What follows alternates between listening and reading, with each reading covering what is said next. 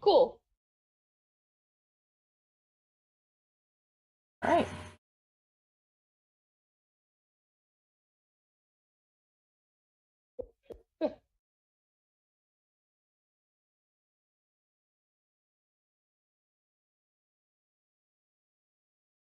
Does everyone have the total?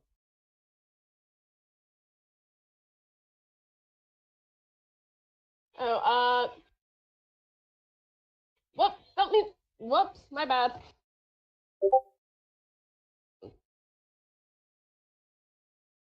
everyone have the total, or supposed to be the total?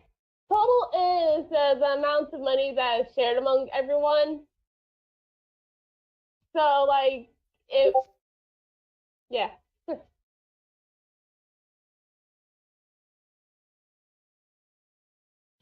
So,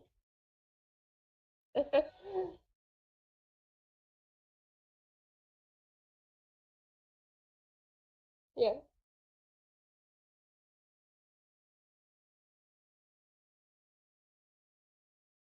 Are we recording now? We are, yeah. Oh, okay. Hi, everybody. Introduce yourselves.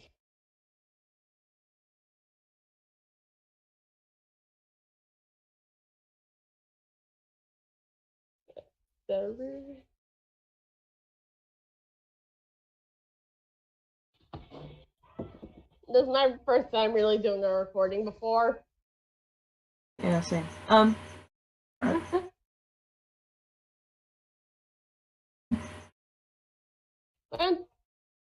Darude, and I have an art addiction.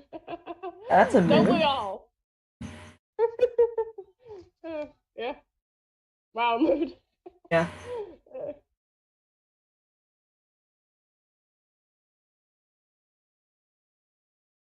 I'm Rad, and I make bad life decisions. I'm Cosmic, and I have messed up my sleep schedule irreversibly. Oh no! I've done that at least once before. I am Hawkstar, and I am the leader of this crazy train. That it is. Over my... Oh, really? All right, so let's get started. For all of you who don't know, Epyllion is a game where you play as dragons, and the plot of the game is that that darkness is threatening to take over the land of Dragonia, and so you and your quest have to find ways to stop it. People on Dragonia, a lot of them don't really believe that the darkness is coming back from a long time ago. And so you gotta use your skills and to avoid becoming corrupted by the darkness and find ways to stop it. You do this by talking to other dragons, going out into the wilderness.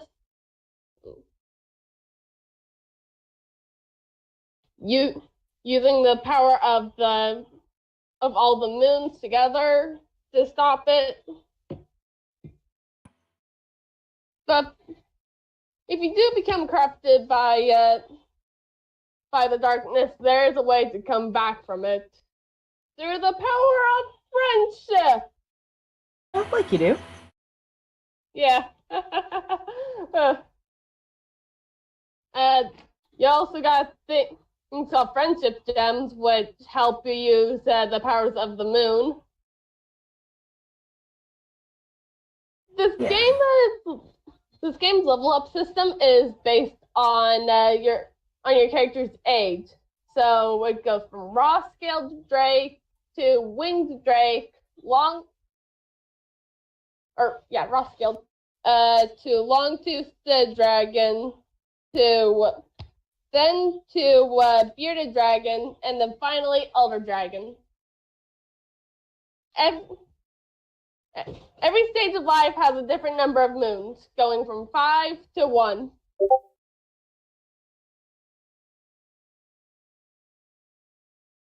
All right. You think I covered all the basics, you guys?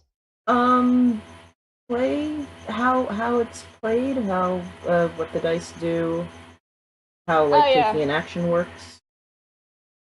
Okay.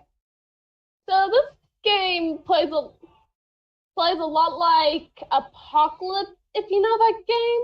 And it, let's see, it's mostly a talking and interaction type game, and not a combat game like Dungeons and Dragons. Okay. You got the three main steps. Oh, hang on. Cunning. Oh, yeah? You cut out. I think I heard 3 main stats. Yeah. Okay. And those are. You got the courage, cunning, and charm. And you use all those for various scenarios and use those. You can use them for any type of scenario, just the outcome will be different every time. You also got the dragon houses, which play a lot of part in your character, as they help you get experience for if you complete certain tasks once a session. There are also the archetypes, which are your classes. So for Cosmic's character, they play as a seer, which allows them to see into the future as well as communicate with the darkness. Or for DaRude's character, Togorath, they play as a crafter, so they can craft various items, and all of those can have different abilities and outcomes. Okay. We got the virtues, which help give you friendship gems if one of your clutch mates completes that, or you feel like your clutch mate has done your virtue quite well.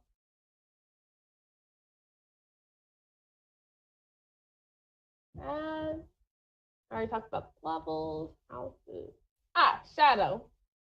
Okay, so with becoming corrupted to darkness, various such of things can happen to you that can have that happen. Like you betray your friends in one form or another, be scared and run away.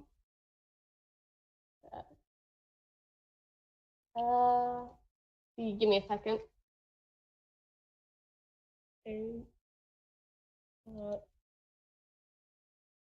I'm not a professional.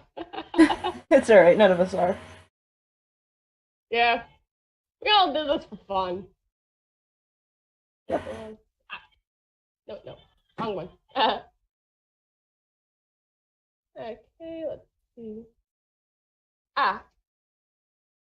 What happens is if they become corrupted by darkness, you'll either become angry and lash out at a friend, break something valuable, or escalate a very delicate situation.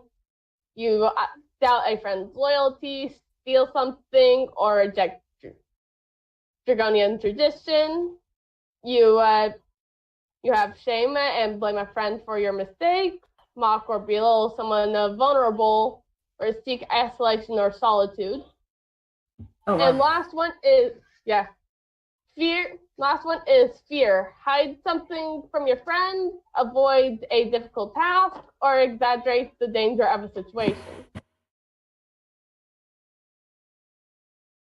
So yeah, and once all of those are checked, you become your shadow self, which for each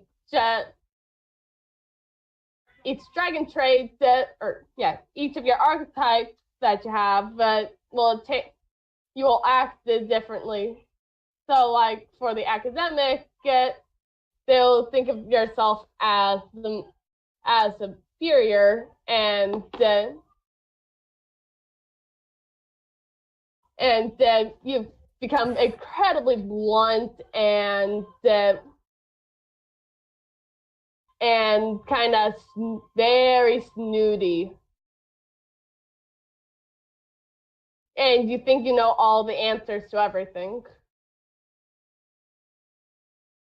But there is a benefit to using or becoming corrupt to the darkness.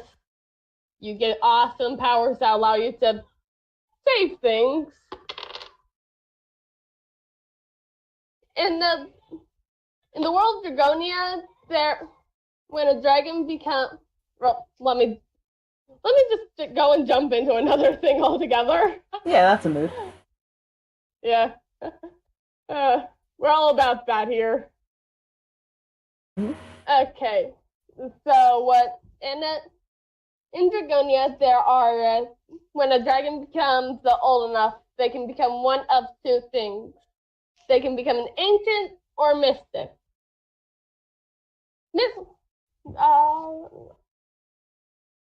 What? An ancient are these strange spectral type dragons that wander the land mysteriously and cannot speak or interact. Kind of like ghosts dedicated to their respective moon. Oh, neat. Yeah. And then there are the mystics, which are dragons who have turned to stone and are holding a gem. Once you interact with the gem and the mystic altogether, they will reveal to you all their secrets and knowledge, so you become knowledgeable of their lives and such. Nice. Yeah. Let's see. There's interacting with older dragons too. Dragons older than you.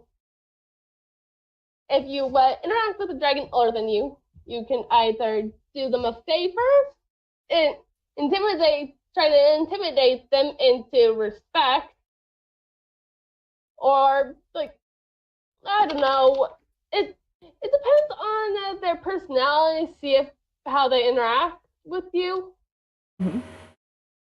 And so if you get onto their good terms, they'll probably they'll help you out mostly. Okay, and let's.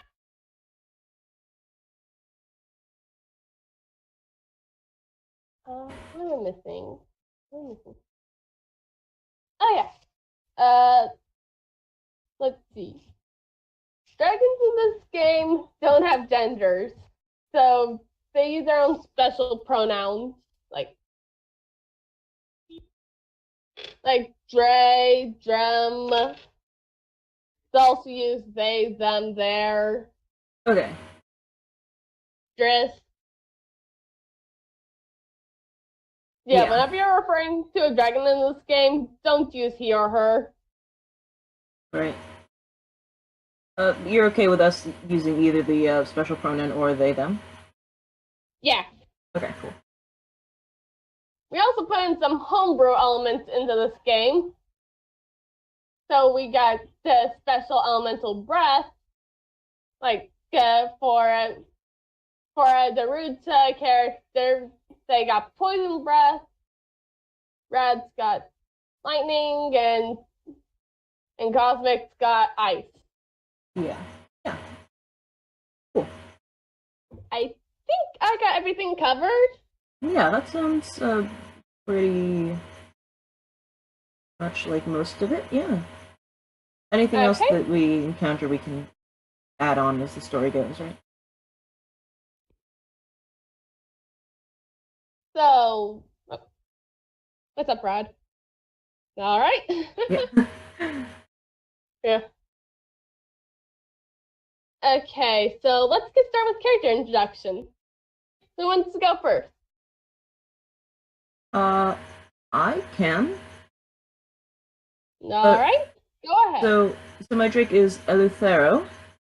They are kind of a dark green and pale green with some gold accent colors.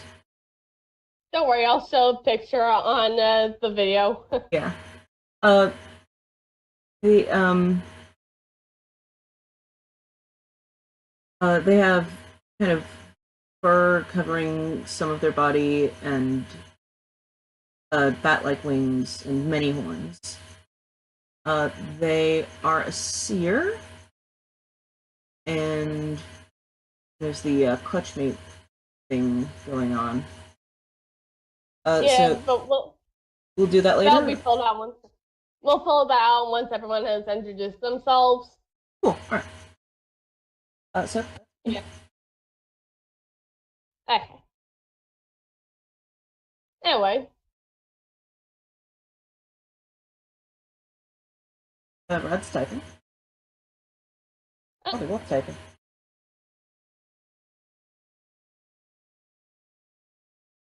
Of course, we'll go into things like the personality, where they're from, and all of that stuff. So better be prepared. Oh, great. Yeah.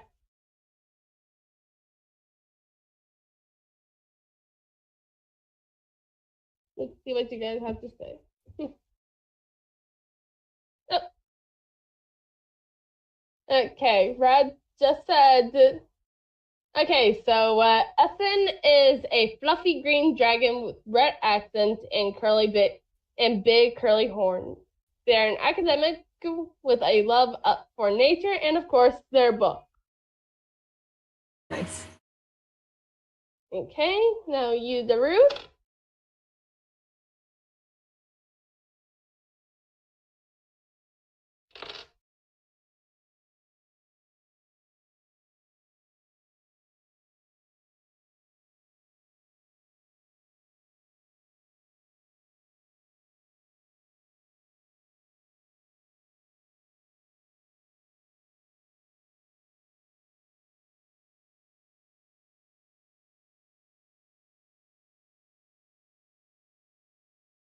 DaRudeDragon says, my character is Togorath.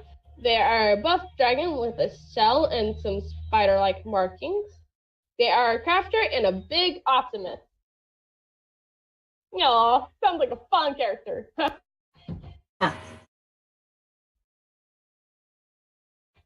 Hello.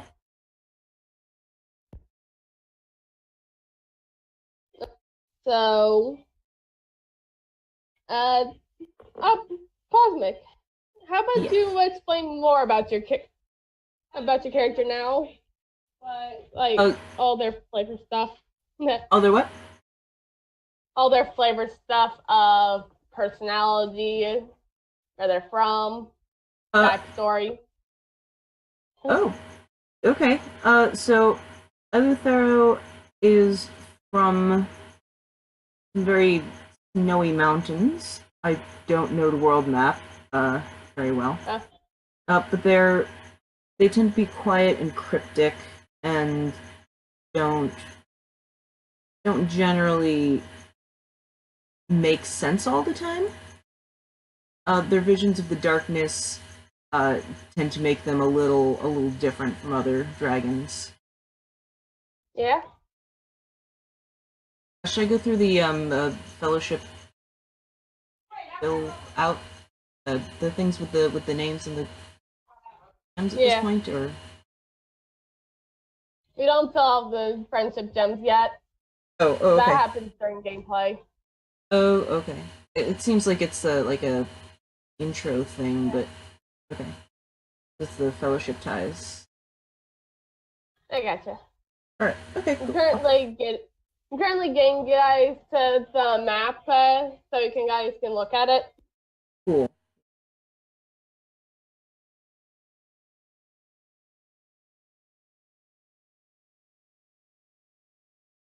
Most of what I know is Eleuthero is from a lot of snow and also quiet. Yeah. Where's the map?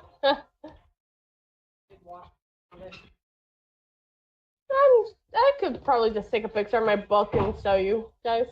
Oh, there it is. Okay. Here it comes. Oh, is someone talking? Red's typing. Okay. Epyllion.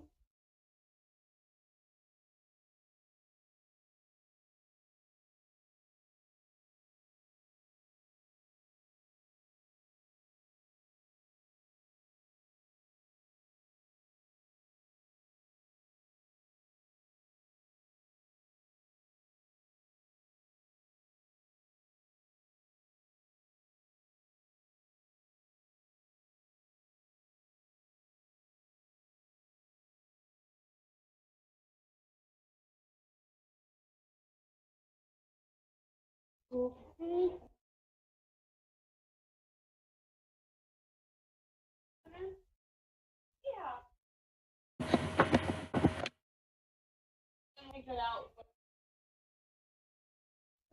And here's the map.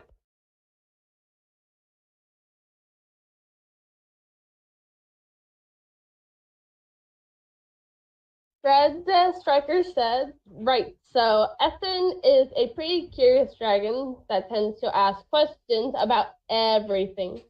They come from a forest. I guess there are forests. Yeah, there are. And is used to the view of many trees and leaves. But they really wish this explore the world and know more about other kinds of environments. Thankfully, Dragonia is a really big continent with a lot of cities, a lot of places. Oh, I also want to ask another question, you guys. What was your birth clutch like? Like, what was your first clutch you've ever been in? The one that raised you?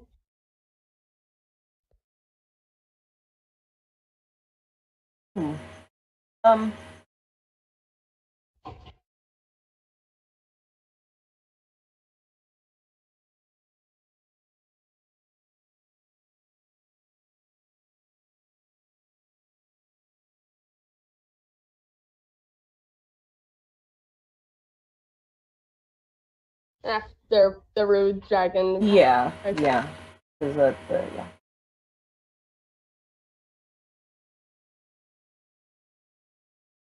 How dark is the tone of this game? Because I could go dark with this question. And kind of in the middle. You can be as dark as you want, really. Okay, I'll let Darude answer first, so it's not like, jumping over.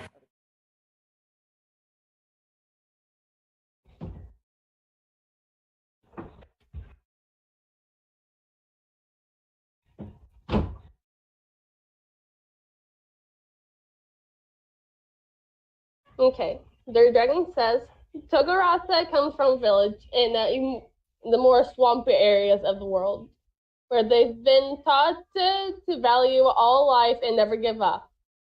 It's where they got their optimism from. They followed the footsteps of their village by indulging in the arts of craft. They can sometimes be loud and blunt, sometimes, but generally mean well. Fun. All right.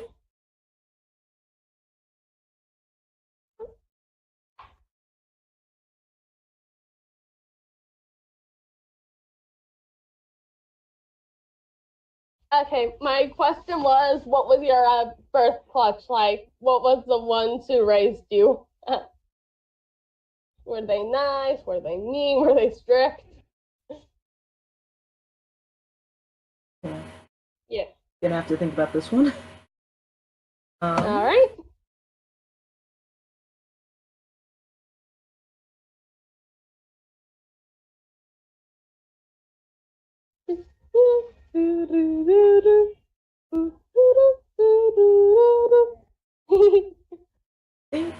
I think Eleuthero comes from a clutch of dragons with an unusual attunement to the darkness. Alright. A smaller group that didn't necessarily match the view of the world at large. Oh.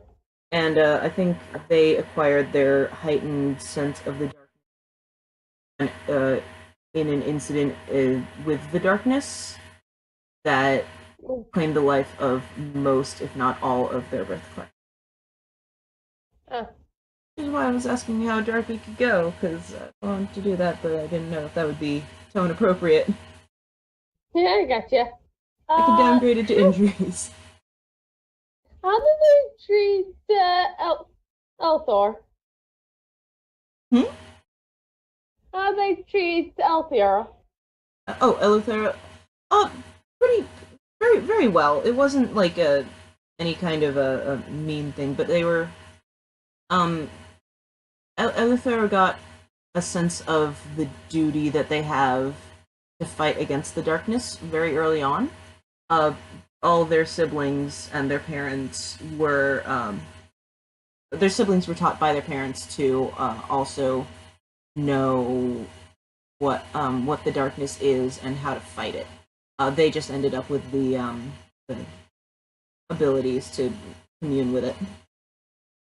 Okay, very fun. Alright, so Eleuthero is done there. Is what? I said done there. Oh, okay, yeah.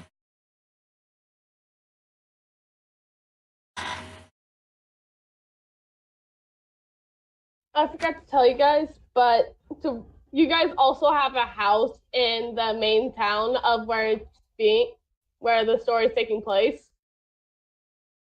Oh, nice. Yeah, I'll describe it to you. Huh? We share an apartment? Yeah. Wonderful. I'll describe it once we get to the story itself.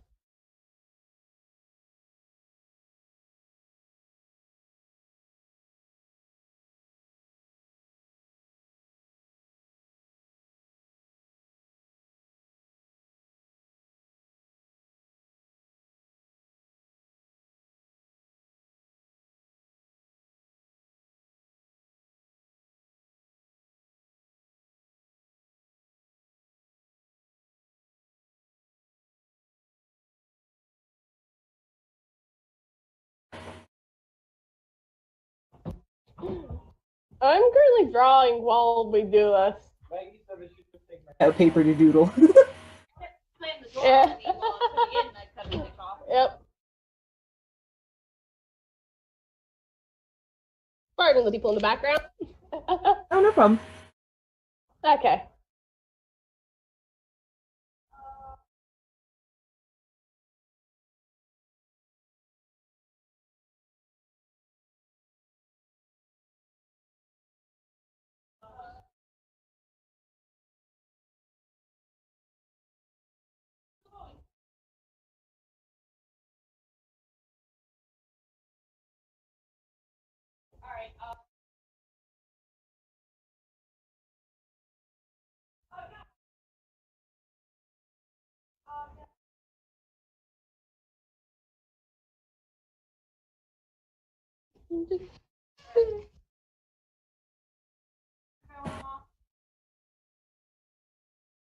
Ready?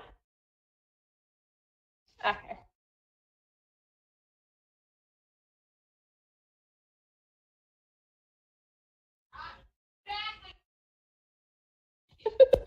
Oh boy.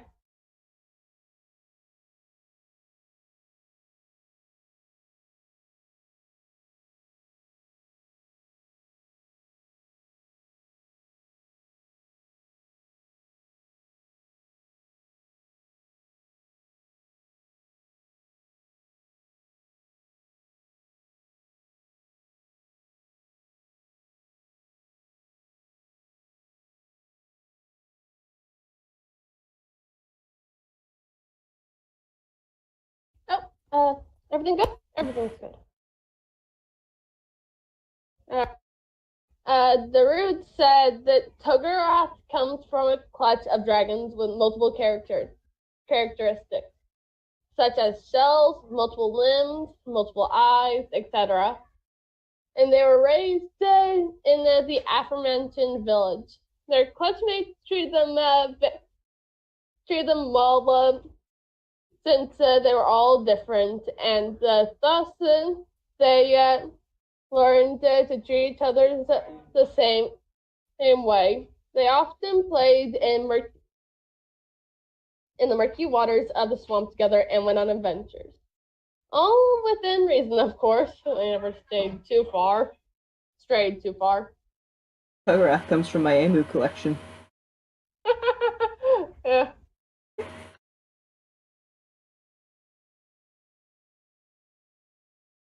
Togorath is such a sweet little baby. Honestly? Yeah.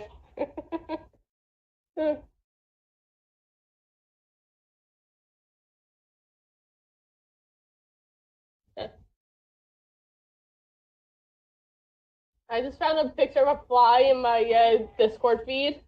Mm-hmm. It is a fight rising food fly. Nice. Yeah.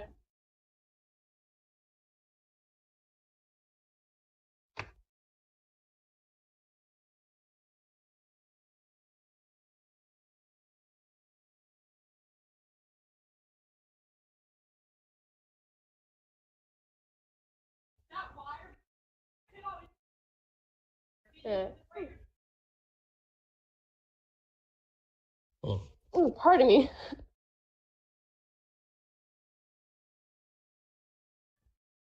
That's if I understood properly, but here we go. It's okay, Rad. So, Eythn is from a clutch that's characterized by their views towards the world. Not really as in opinions, but literal senses, in that they are capable of noticing or appreciating details others may not see. Eythn had a good relationship with pretty much all their clutch mates, being all buddy and sociable, despite sometimes being a tad annoying with their endless questions. Eythn is a precious child. Good job, Brad. Huh? Eythn is a precious child. All of your precious children! Oh yeah, we're still like hatchlings! Yeah!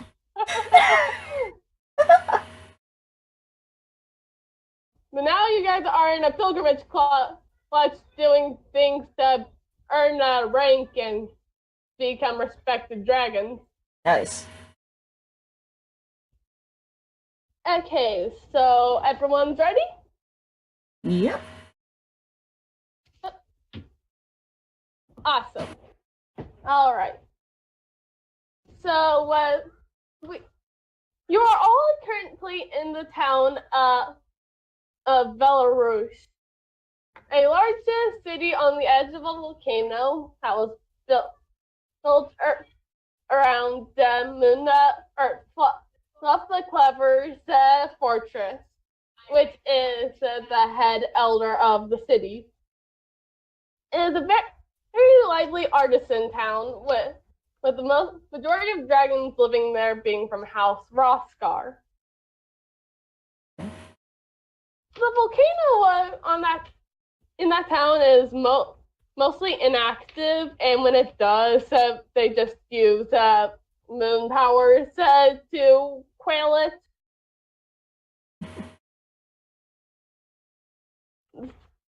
Ground is always fertile there, and on the edge of town is the wilderness, and that contains a lot of a wide variety of animals and monsters. You know, animals like stinghummers or babbles. Stinghummers are scorpion hummingbirds, and babbles are slug salamanders. Amazing. I need 20. You need 20? Yep. You should have been a daredevil. Oh no! I knew it. Yeah. You could have Friends! had the babble all day. Exactly. Okay, so the town has a lot of large buildings because the majority of dragons living there are adult and full grown. Uh-huh. Right now in the town, they're planning for a very large opera show to go on. It's a sky opera. Thanks to the head elder Fluff being a sky opera writer. Okay, so yes, indeed, all friend potential, you two. Okay, so in the town, or everyone's rushing around, getting ready for the opera. Tourists coming from all over Dragonia to watch. So it's really packed. You guys are currently all hanging out in your house, which is near the edge of town, but like volcano side of town. So the house is a giant hollow tree, like at least 20 meters tall. Ooh. It's told at the base. Yeah, yikes, pig. Big. It's gonna be perfect for like, Eythn. Yeah, it's like 20 or hollow in the bottom with the four sets of stairs going up into different places. Each of the four places being your rooms, while the center base of the tree is the living room. There's also a basement underneath being held up by the roots. Sounds amazing. So, yeah. What are you guys' rooms like, if you don't mind me asking? Just fun randomness. I'll probably keep mine cold. Cold. With dark hangings on the walls. If there's any kind of scrying materials or equipment that is used, then I would have a lot of that. Try and figure out how big a threat the darkness is at the moment, or at any given time. Huh, nice. Very nice cold room. Yeah. Very, very driven. Yeah. Also, yes, there are scrying materials. Okay, yeah. The setting is pretty much like medieval, but like with magic and dragons only. Yeah. Not a single human anywhere. Good. Okay, what about you two?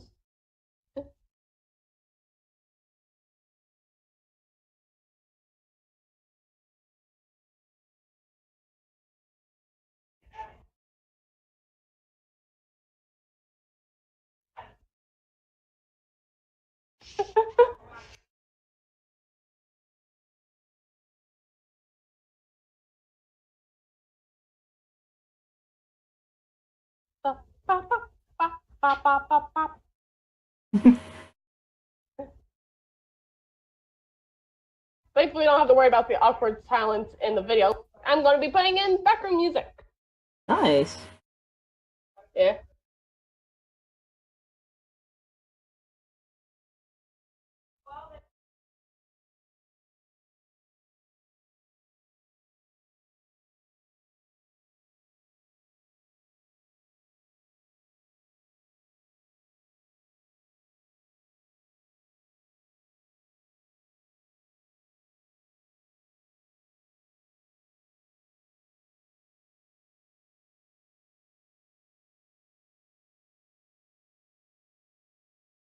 All right.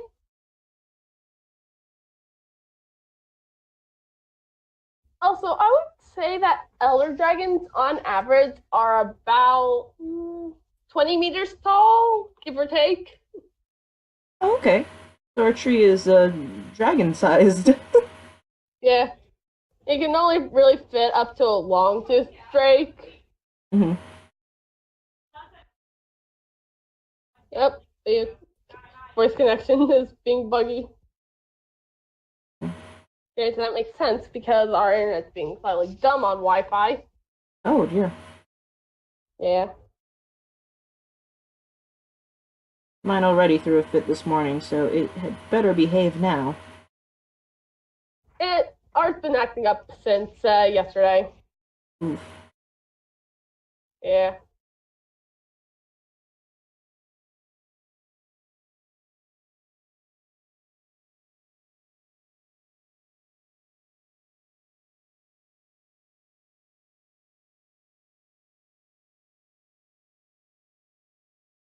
Also, in this game, dragons don't know where other dragons come from, as they are raised by plants called guardians. Plant creatures called guardians. Oh. Yeah.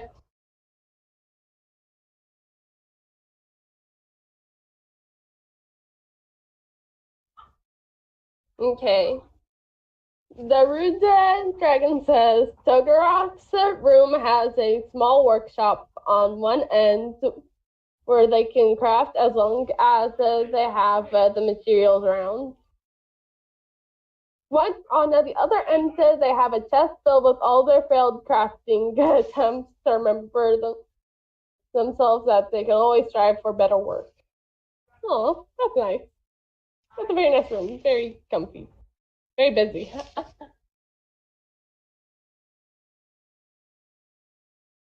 Indeed. Mhm.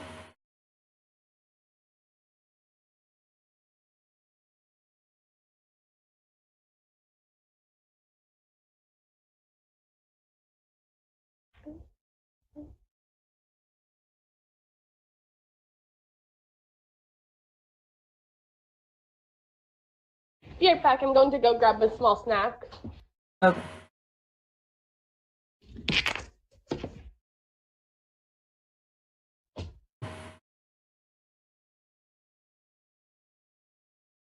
Oh, I'm not.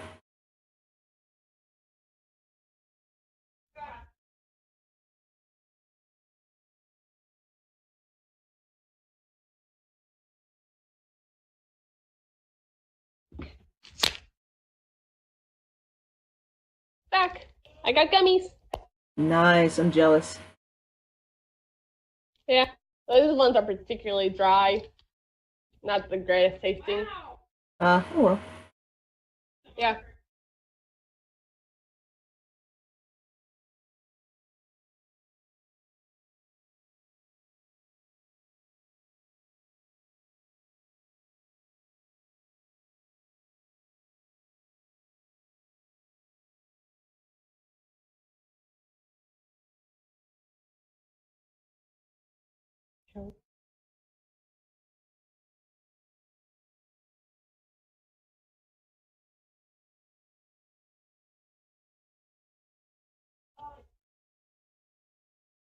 Sorry. RadStriker says Ethan's room is filled with books from all sorts of sizes, colors, and topics. It's not particularly organized according to others, but they find their way just fine. Just don't try to organize anything on it, or they'll get very annoyed. Aside from books and flying papers, there's also a bunch of potted plants, including a small oak sapling that reminds them of their home. Oh, cute. Is there any windows in that room to keep the oak alive?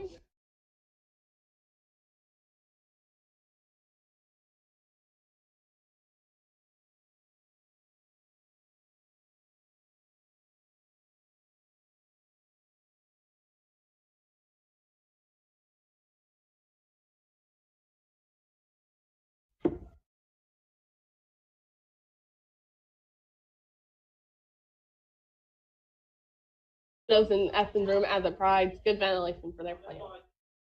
Yay! Nice. All right.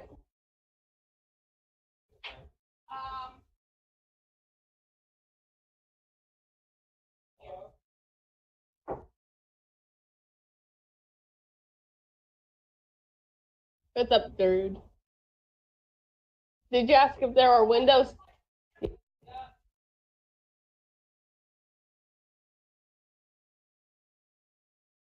My apologies. I did ask if there are windows. Eleuthero has covered any and all windows in their room. Hey.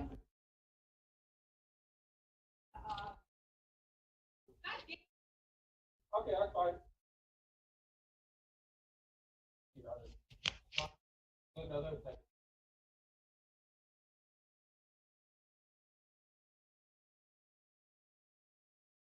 Yeah, and stop. I don't get when the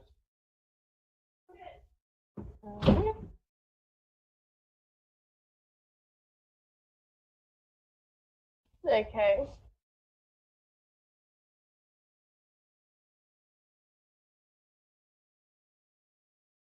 There's a big window that acts as a sort of vent for all the heat produced by the workshop. Smart, very smart window design. Cool. Yeah.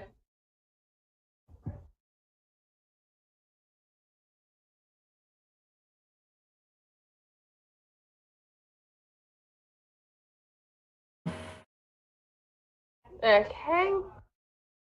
So as you guys are hanging out in your house, a knock on your stone door on the stone door at the front of the house piques your interest. You go and open it. Not me. I'm just gonna sit at the top of my stairs and see what's going on. All right.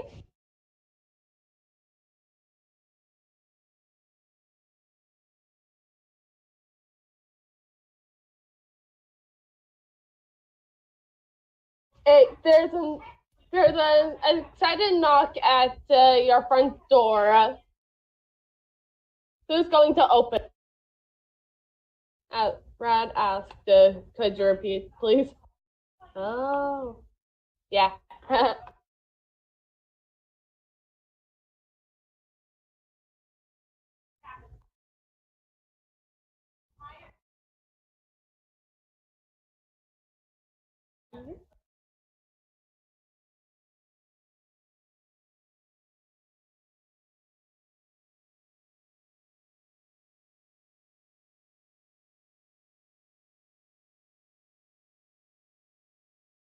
I would say first person mainly,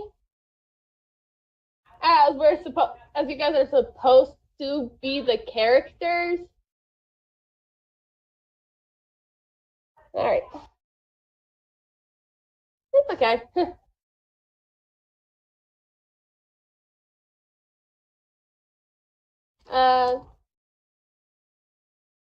RadStriker says Eythn would run to the door, curious as to who it might be.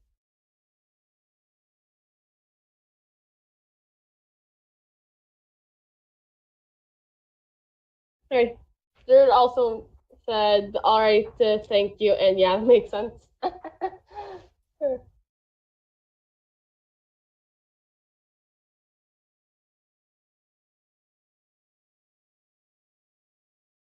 One.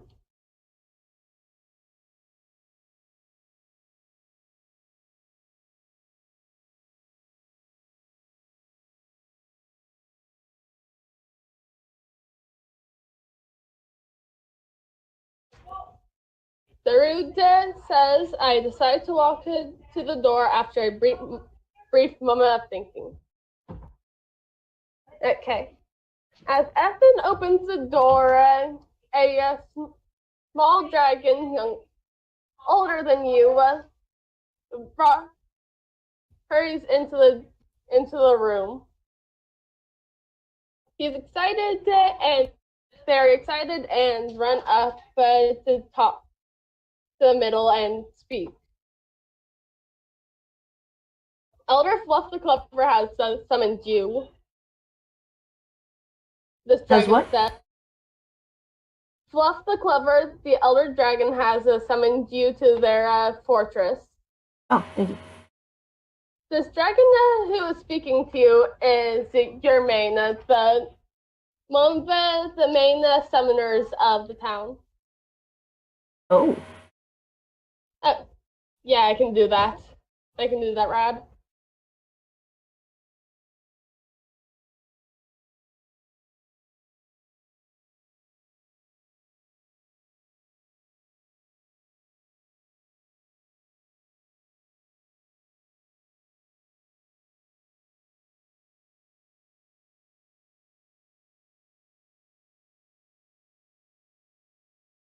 No problem.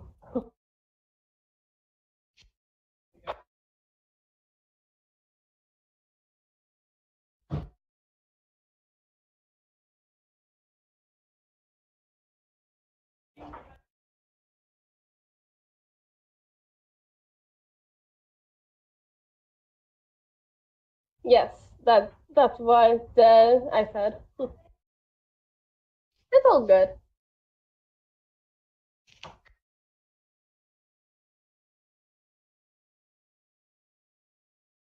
No problem.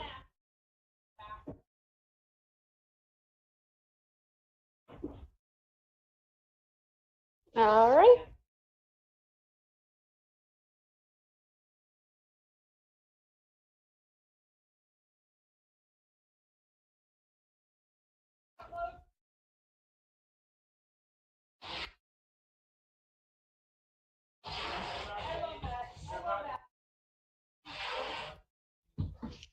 Again, pardon the sounds, you guys.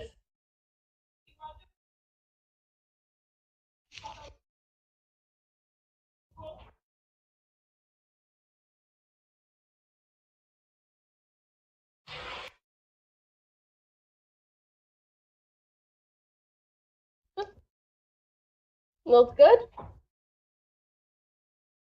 Mine's just peaked. Ask why an elder summoned us. All right.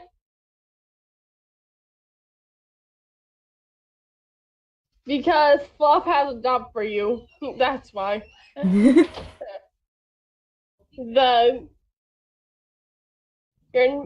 main answered pawing at the ground with their talon.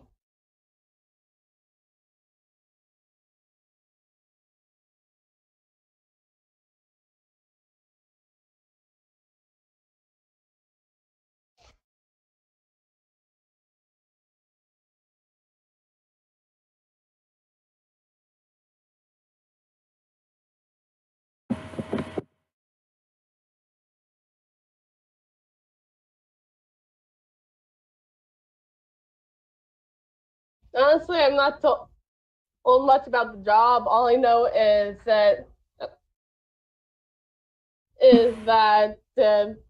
people need summoned. I walk downstairs and say, well, I guess we'd better answer those summons then. Okay. Back to Togorath's question with a whole lot of interest and scenes forming on my mind. Wow, really? No details, no maps, no ideas, not even any symbol or any worried tone. Yep. But I mean, the opera is going to be starting soon, so relatively, Fluff is almost done writing for it, so they probably just need a bit more inspiration at the moment.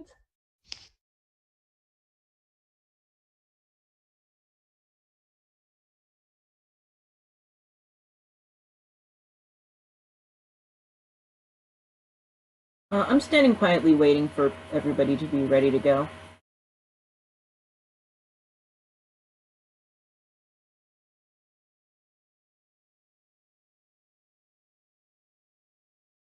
Well, let's go, Rad has said.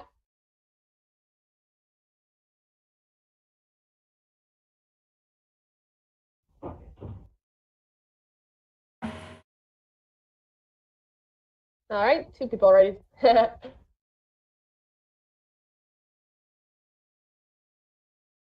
No, this is actually pretty interesting to do for the first time ever.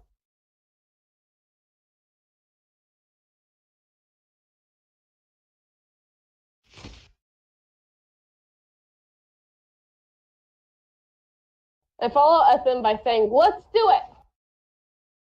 Now, alright, you guys. You guys got all the stuff you need? Before we go, anyway?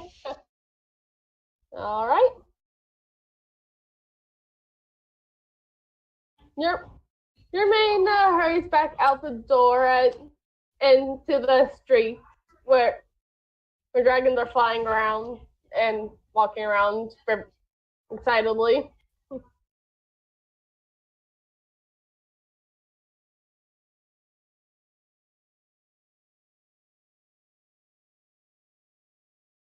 Alright.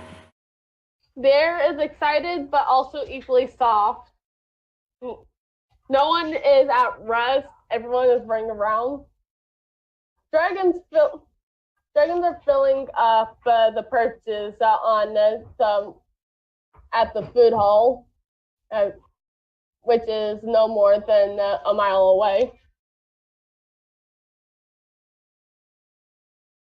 Your main hurries off towards the fortress, looking back often to see if you guys follow.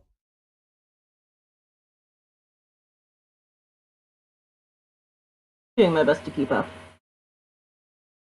All right.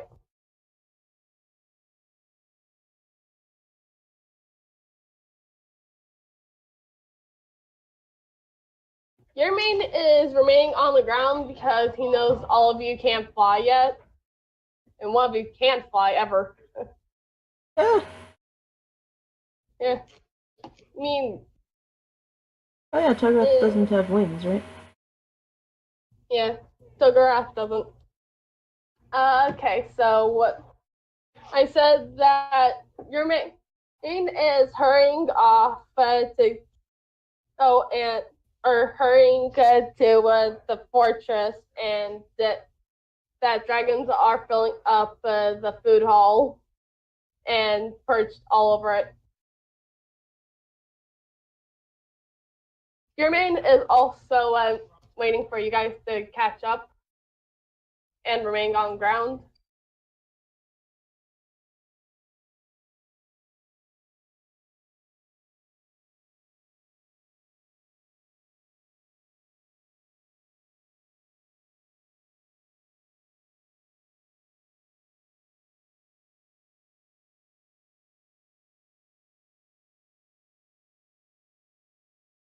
Oh, okay. Yeah.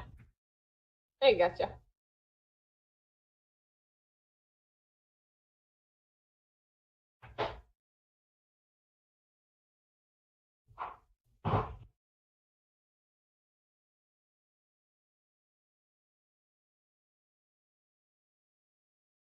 DaRudeDragon said, I'm following as best as I can with my wide body through all that crowd. Thankful that the guys, I can't catch their name. Give me a second. Jermaine. That the guy Jermaine then choose not to fly. No problem, Darude.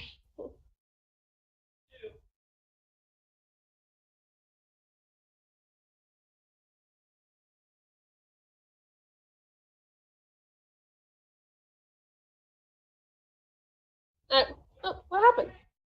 What happened? Oh, for a second I did not see the voice chat area. Oh. Yeah, so I freaked out.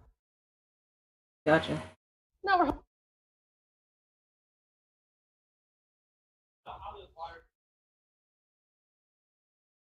I presume that you're just following like the others? Cosmic? Yes, yeah. Okay. Yeah, doing my best to keep pace.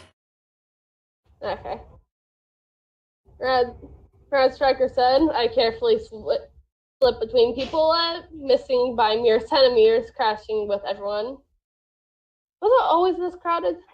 Mm-hmm.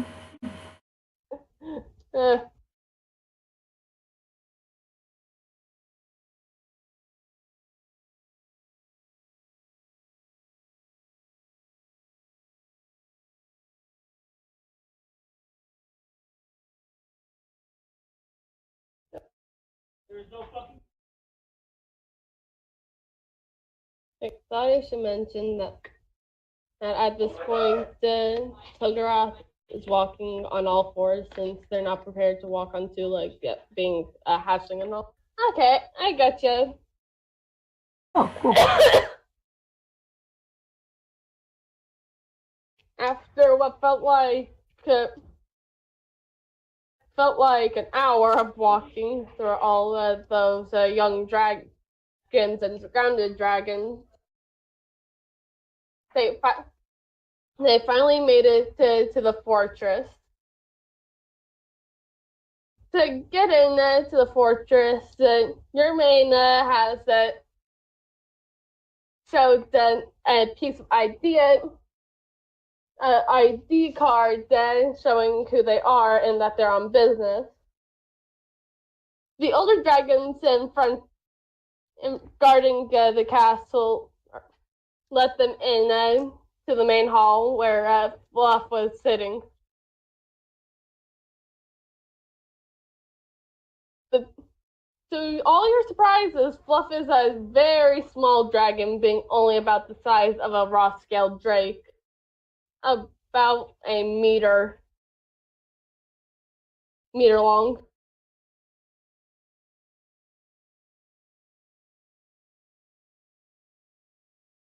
Well, I quietly bow before them and observe whatever proper respect is due.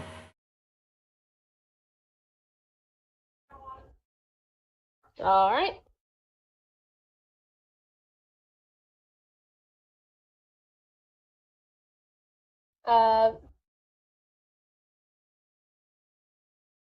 Fluff is also surrounded by other elders and a few of their performers.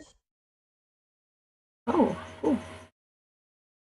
One is dressed up in a particularly ghosty themed costume. You know, long tendrils and such. Yeah.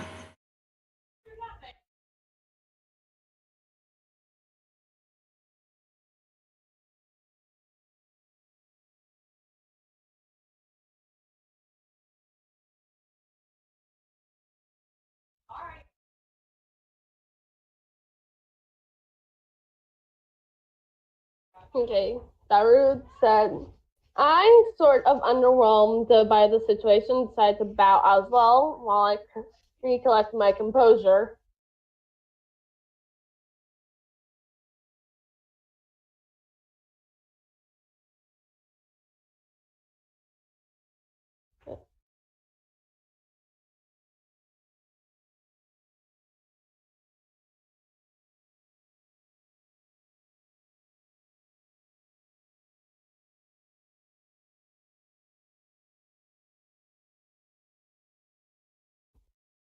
Rad said, I show respect to the huge dragons while mumbling, wow, they're all so big.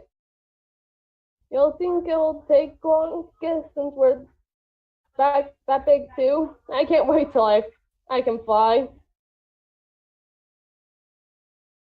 I gently nudge Eythn and just kind of motion to me and Togorath who are bowing. No responding to anyone. Aw.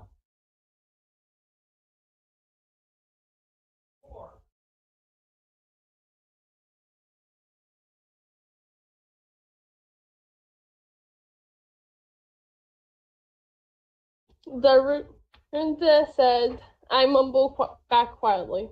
At least you can fly. Ooh, tension.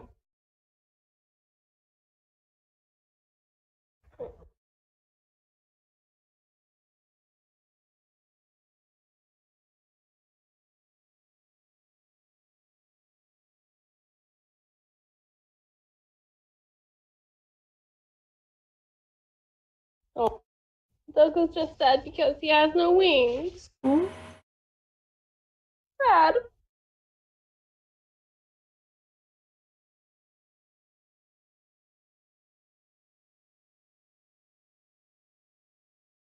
Oh, come on. You get to fly us through your creativity with your amazing stuff and work. uh, so I just want to clarify, we do physically have wings, we're just too small to use them? Correct. Okay. Still just So baby. I'm gonna, like, reach out both my wings and smack each of them, and just kind of, like, motion with my head towards the elder. And just gonna be like, guys, please. Fluffy shakes their head, but still laughs nonetheless. The old but small dragon gets up from their chair to walk in front of them. Right, going. I said that. Okay. Thank you, Eythn. I wink. Okay. So Fluff walks up in front of them and motions for them to stand up with the swish of their very fluffy tail. Nice. Oh no! I hit my own button.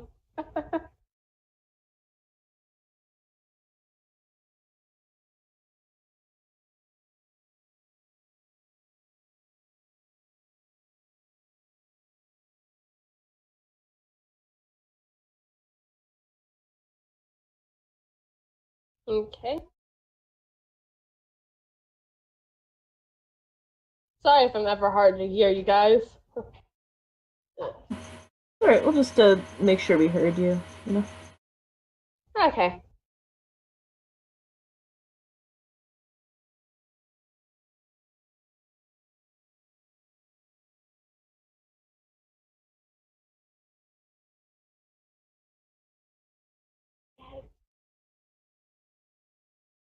No.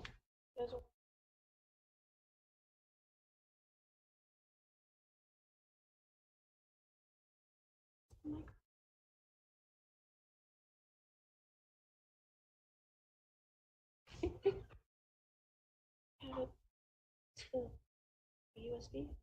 Yeah, the charger. This one. Okay.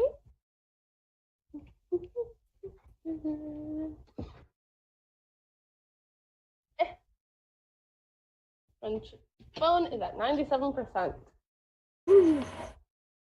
Woo. Okay.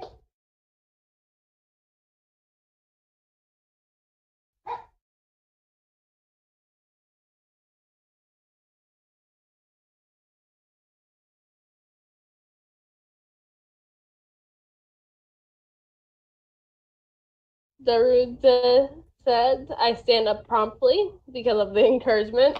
Oh, yeah. All right. I stand too. Oh, I stand as well, and kind of still remain. Okay. Yeah. Yeah. I hear. You there? Okay, let's just clear that out.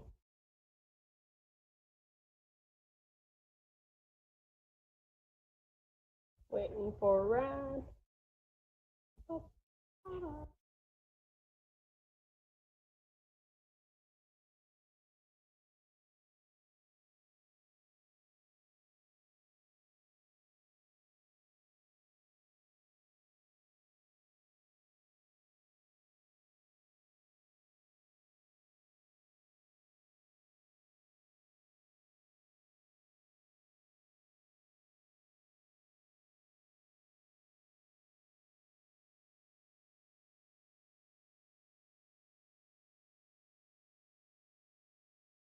Where'd you go?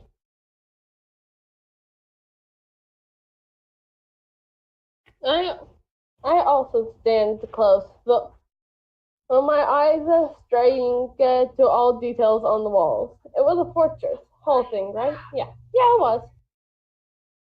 And the huge strangers around.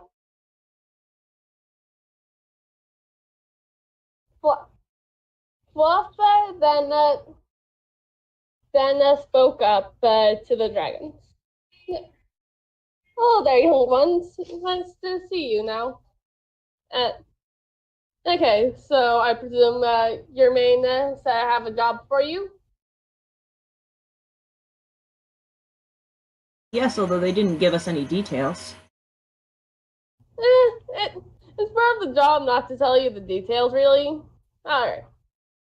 But I will explain it to you now. So, you three all know about my opera coming, right? The one about the strange ghost that travels the land. Yes. We've been looking forward to it.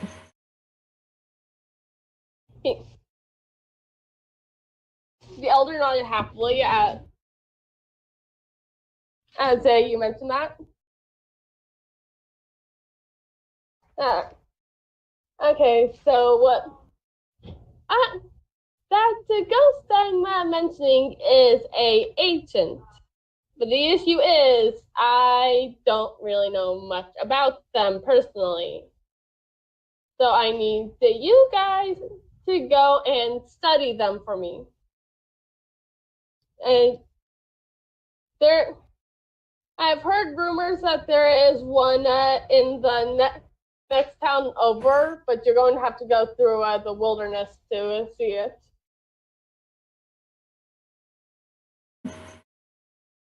You got me? I'm gonna let them respond first this time. Okay. I'm at an advantage because I'm talking. Yeah, you're quicker.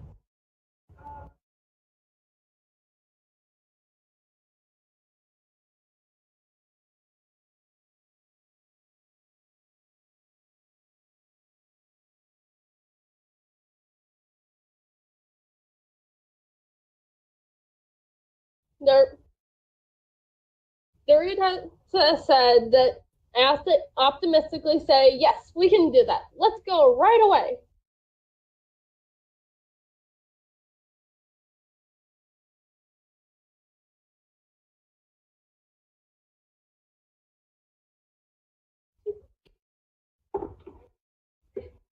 Huh. It's not raining. Ooh, I'm jealous. Why, is it really hot where you are? It's... Or dry? Yeah. We got rain like a couple days ago, but it didn't last nearly as long as I would have liked. It's been raining a lot. Like a lot. Oh, wow. Fun time living in wetlands. Woo!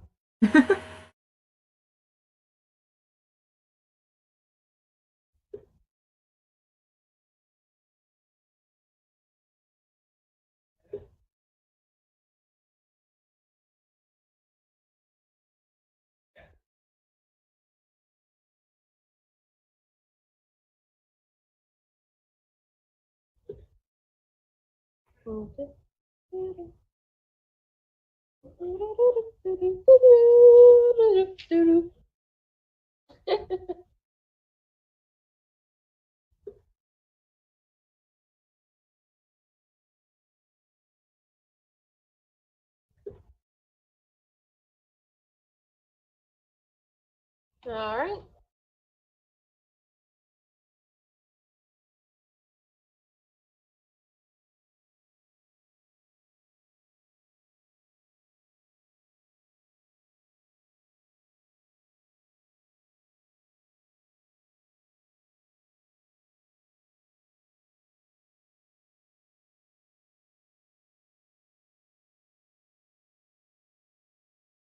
Ooh, okay.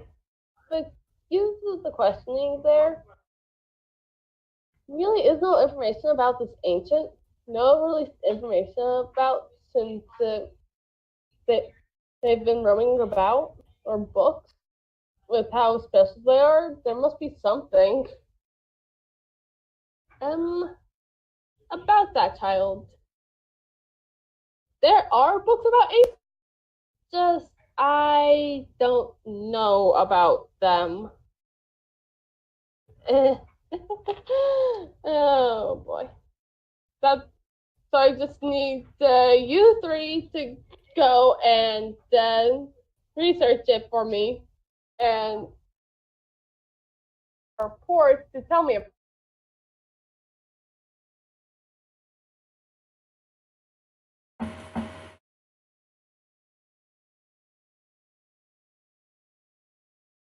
I was, oh, sorry, go ahead. I know Eleuthero and Eythn and my excitement. Don't worry about them. It will work out. Well, I mean, I'm sure it is. But what kind of information are we looking for?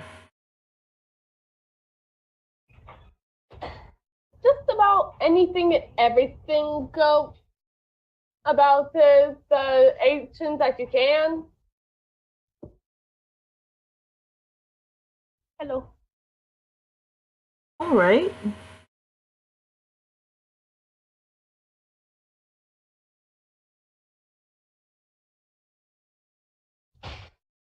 This will provide you with some experience on taking notes.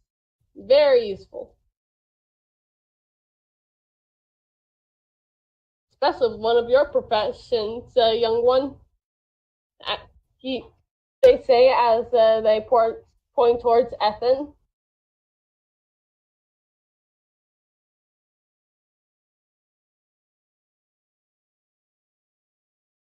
Oh, yeah.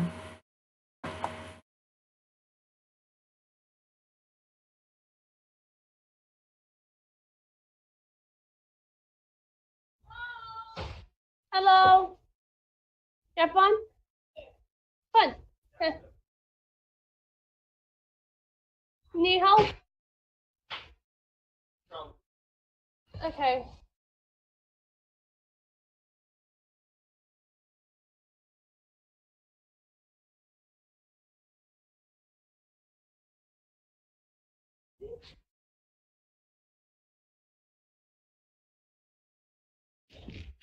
Damn it, who the hell?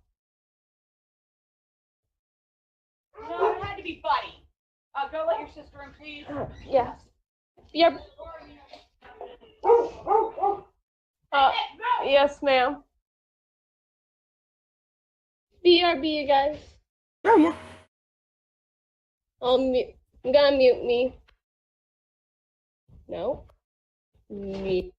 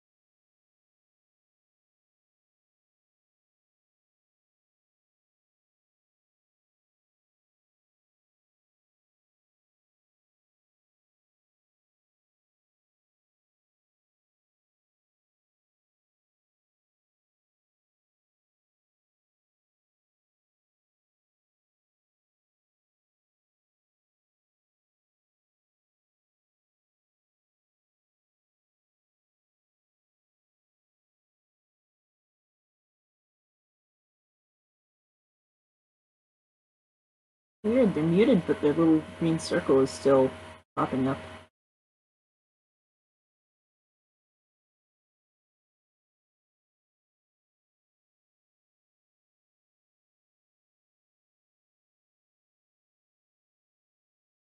Huh, maybe it's me then.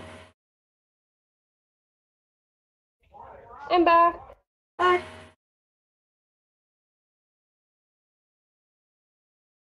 Okay.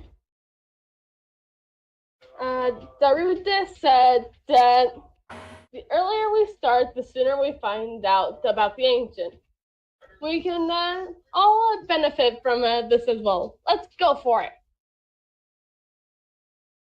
That's the optimism, child. I wish you the best of luck and avoid any monsters you can. Nobody wants to run into one.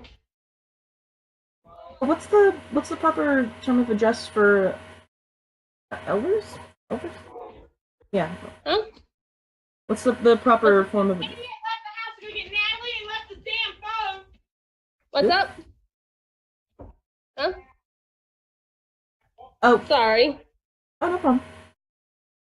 What's the proper term of address for respecting an elder? Like, how would we address them? Sir, Lord, general respect terms. I would say Sir works because, well, I often hear it as a general neutral term when it comes to currently higher up. Highness, Majesty? Yeah, that too. That could also work. Okay. So I bow again and say, thank you, Highness. We'll do our best.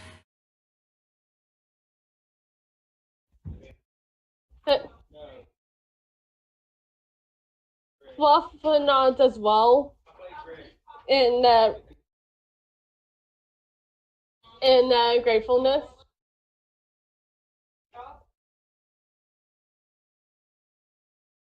Alright.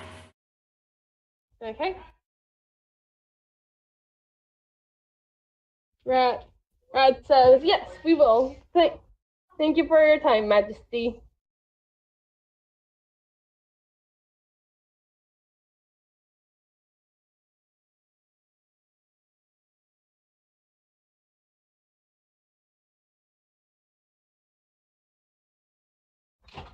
The root said, thank you, Your Highness. We will make you proud. Woo-hoo! Okay. Yeah.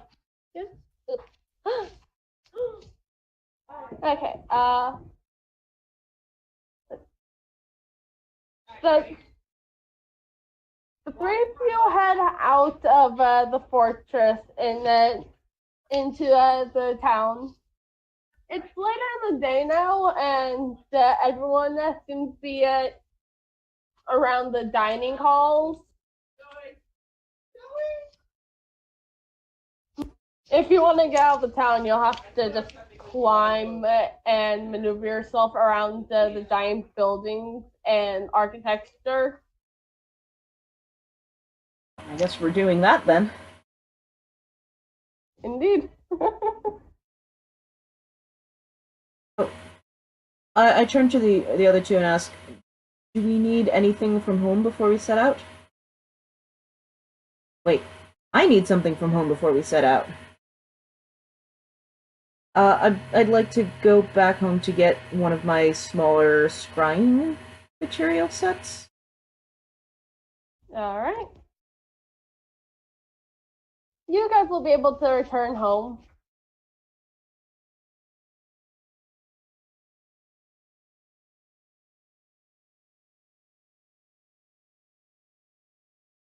Alright.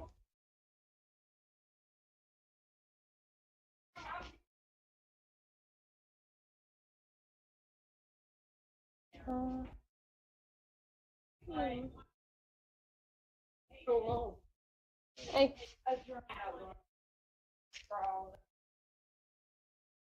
No. Third said I should grab some of my tools as well. Never know what you might need, what you might come across. My mind goes back to my books and scrolls. Surely I couldn't take them all, but yes, we gotta run, as Rad said. Okay, the three of you hurry back to your house to go grab your materials. What kind of tools do you grab, Darude? No, because your dad interrupted.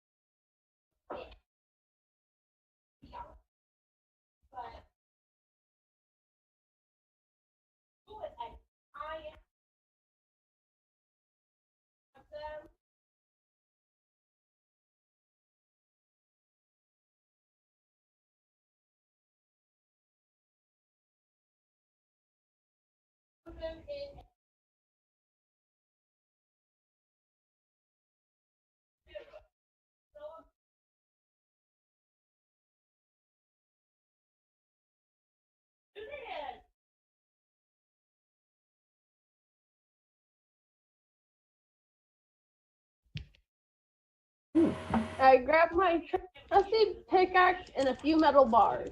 Alright, Darude?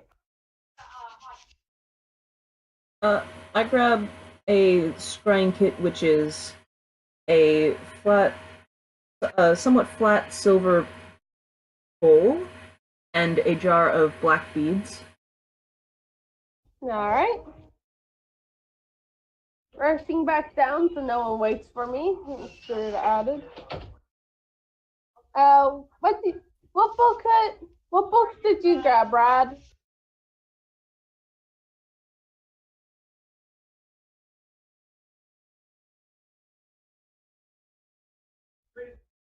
Actually,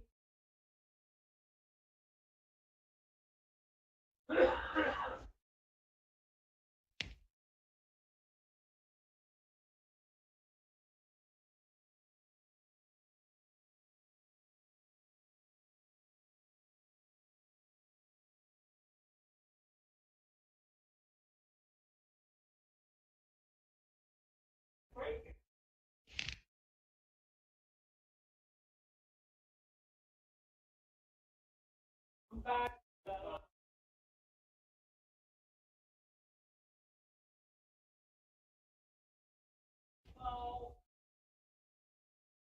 Okay.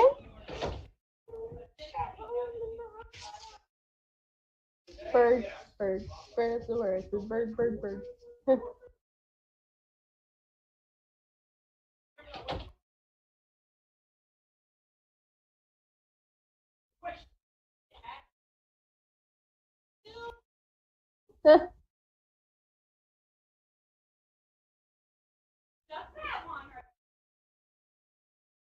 Brad said, I take one of my favorite tomes related to creatures of Dragonia, as well as some scrolls that depict the map.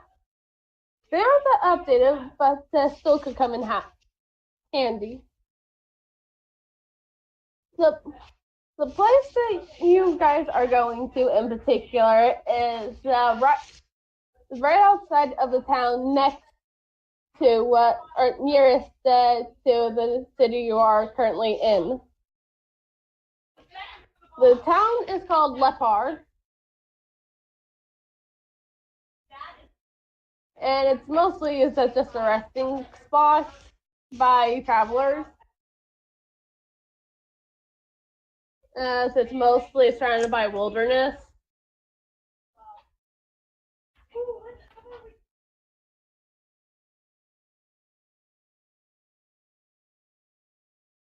Hey, they're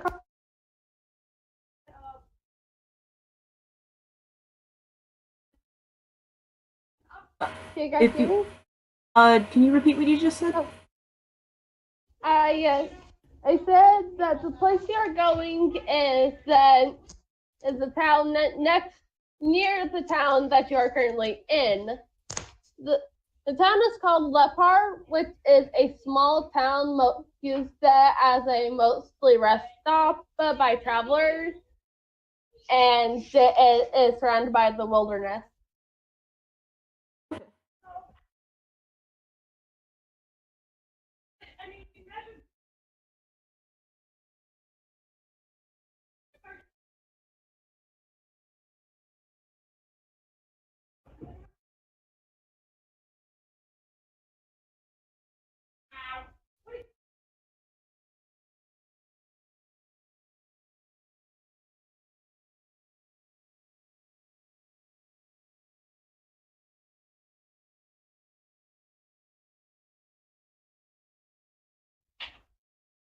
Is everyone ready? Let's go, Darude said.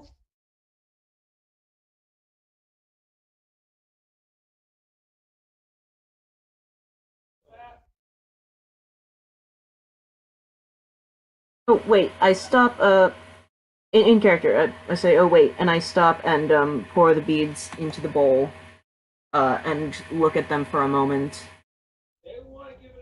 And without saying anything, I put the beads back in the jar and then say, yes, I'm ready.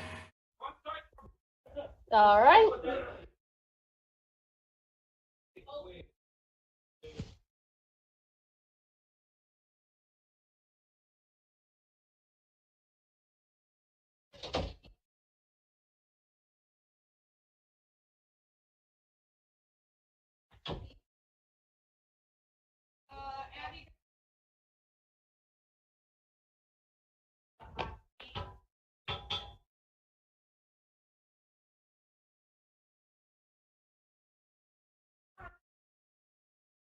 Brad said, okay, ready to go.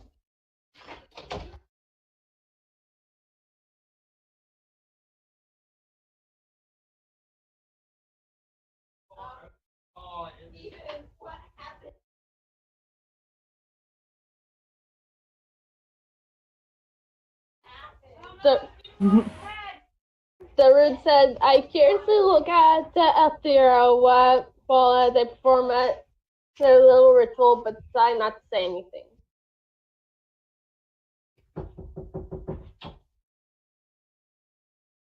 Alright, so everyone's ready to go. The three of you go and head off town to the wilderness.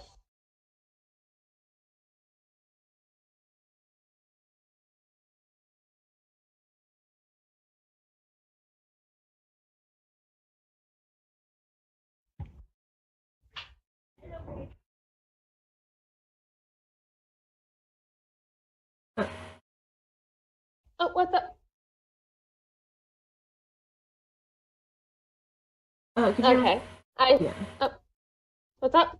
Sorry, I didn't hear it either, sorry. Okay. I said, okay, since you guys are ready to go, the three of you go and head out of town and into the forests below the volcano.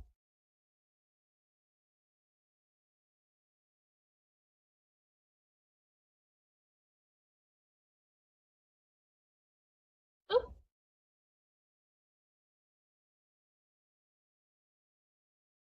Okay.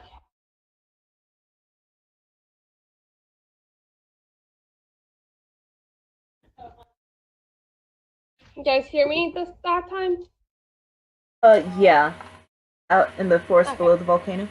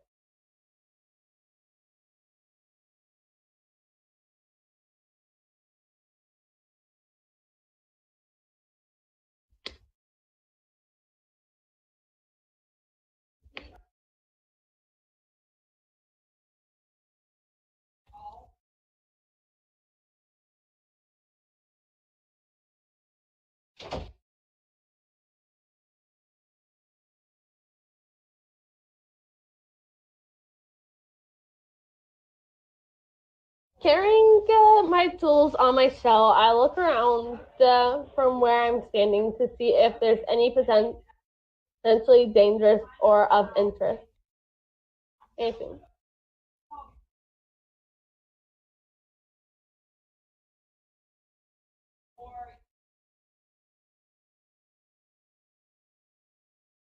Okay. I am going to roll to see if there's any dangers or any encounters you run into. As I got a set of 4 animals on this list I made. Ooh. Yep.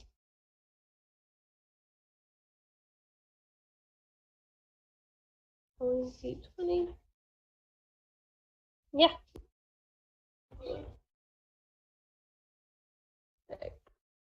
Ah, here you are.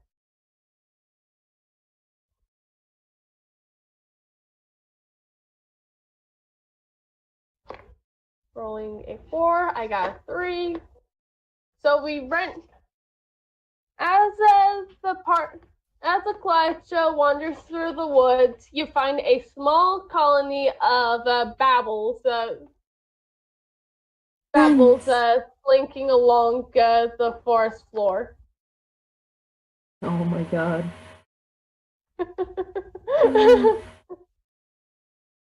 What do you guys do after finding the babbles? I'm just gonna quietly pick one up and snuggle it. Alright. So, Eleuthero is snuggling one of the babbles.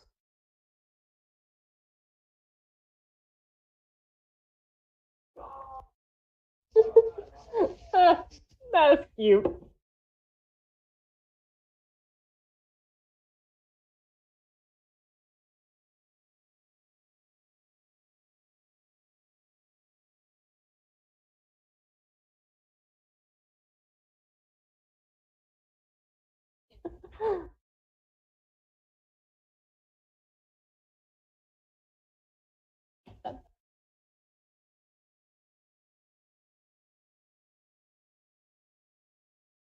Darude said, I just like to look at them from a distance as I've never seen these creatures before and wait on my friend's reaction.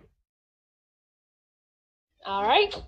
Well, one of your friends is currently dying of her cuteness.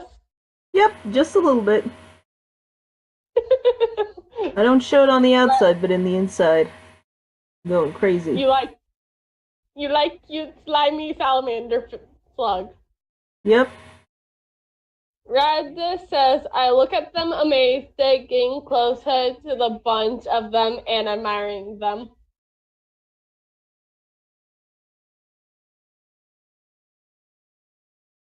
Ooh, no.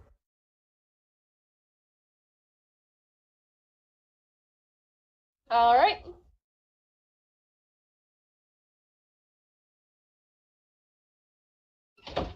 So,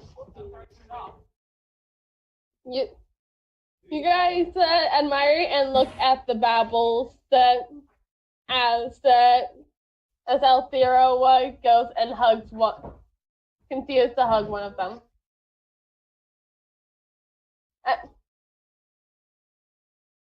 Forest is nice and peaceful at the moment, but there are some but there's one mildly aggressive animal that wanders the forest, and then it's called the vultures, and they can often be found stalking silently on the treetop. It has a shell that camouflages it perfectly as its lion paws softly pat along the trees. Oh. As far as you are all aware, there is none in the area. That's cool. Thanks, Darude.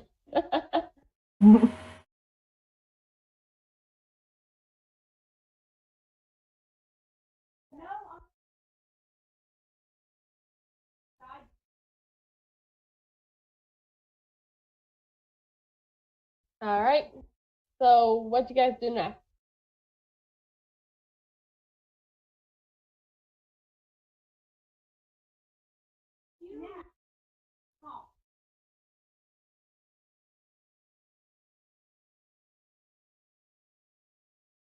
I look for a path to see which way to go to get to the next town over. Alright. Let's see. I'm going to have you roll a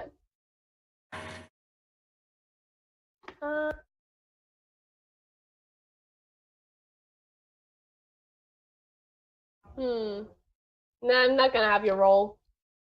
Okay.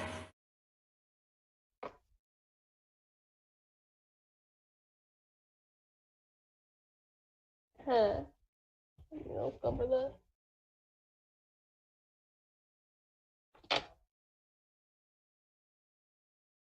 Alright. I'm going to roll. Ooh, okay. Okay. Even number, you find a path. The odd number, you have to look harder and use a courage roll as you become frightened. Oh, okay. It's a 2. You find a path. Woo! Okay. As you look around for a pathway out of the woods, you end up finding one. Oh, Yeah. once shown through the exit to the woods, and you can spot some buildings.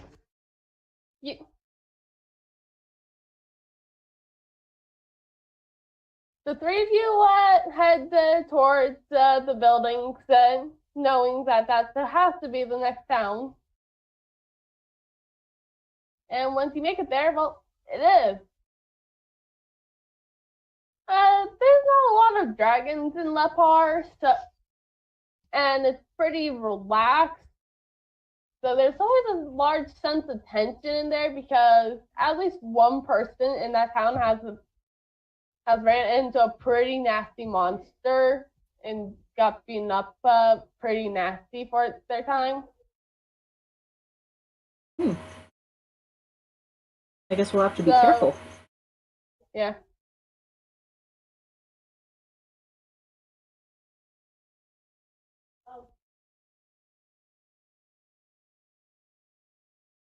Three of you start to walk about the town. And well, look around the town.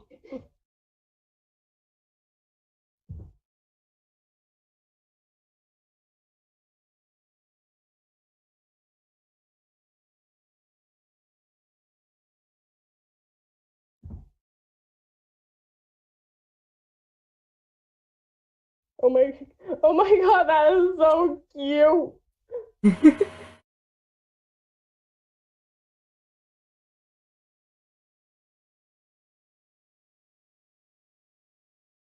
Okay, Rad said, well, now here we should ask around someone that must have met or at least seen this ancient. No? Yes, there must be someone. All right.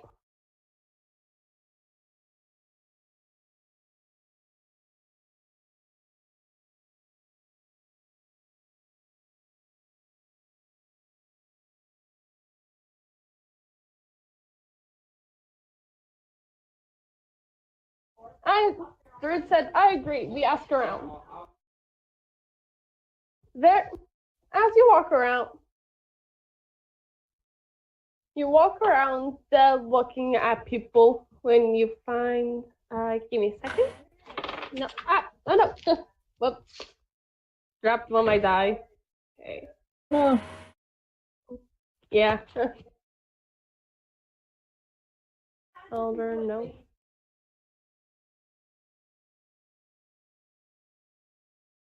Metal.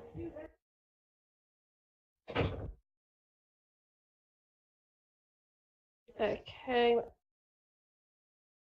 Read. You did that.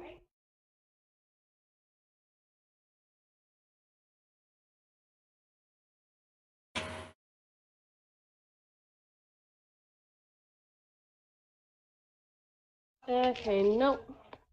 Is there any Nope. running water nearby? There is in fact a fountain from a natural aquifer in the center of the town. Oh, okay.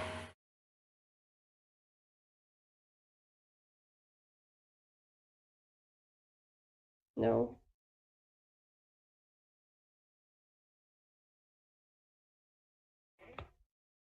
No. We are. No. Oh, whoops. Ah. No. I'm sorry, you guys. That was Did probably you drop loud. us? It wasn't too loud. Yeah, I did. Ah, we've been dropped. Is there a market in this town? Yes, there is, but it's particularly small as it contains. It's essentially just a one general goods store. Ah, here we are. Logical but slow tax. Okay. I see. Thank you. No problem. Okay. So after the review, walk around town. Sorry. Oh, no. You find a particularly large antlered long-toothed dragon walking around with the smaller dragon on one of their antlers.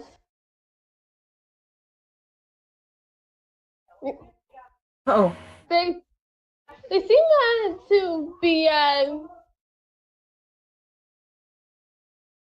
seem to be surveying the town to figure out how everyone's doing and such.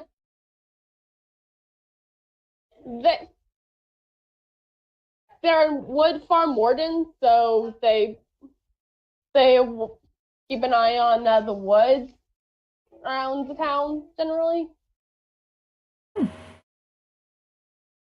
The smaller dragon on their head is a raw-scaled drake from House the Scale. The long-toothed dragon is part of their clutch, and the two dragons are named Flyleaf and Hardstar. Hardstar is peculiar because they're a two-headed dragon and often very erratic and sensitive. have we ever seen two-headed dragons before? They exist.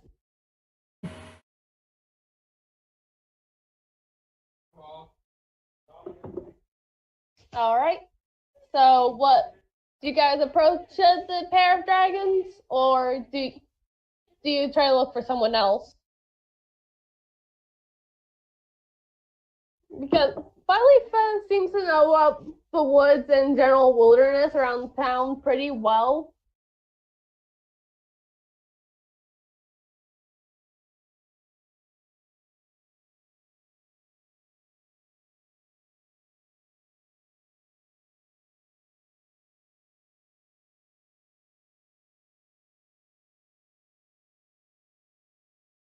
Yes, it's a sequel. I am.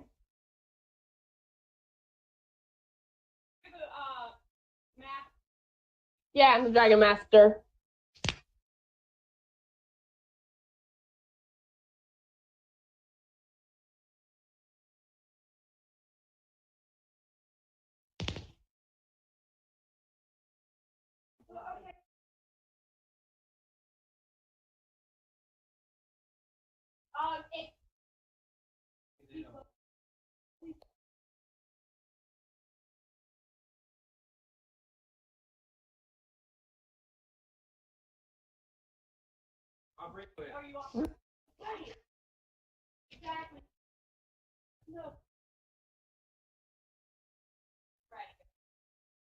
Darude said, I mumble at my friends. Those two look like they might know something. What do you two say? We go and ask them for help, they might give us helpful points. I agree, and just kind of give the two dragons another once over, just to see, you know. Oh wait, thing. You give me a second. Oh nope, not yet.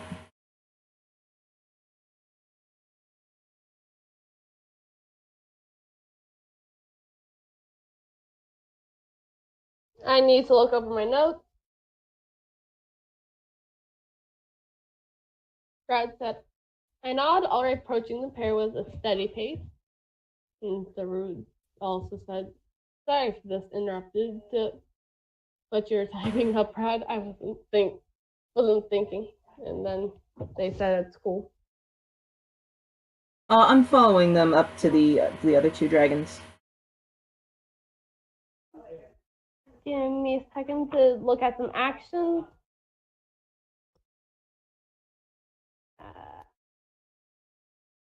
Rolling friendship. Here we are. That's the special one. Consumes the dragon. Here we are. All right. The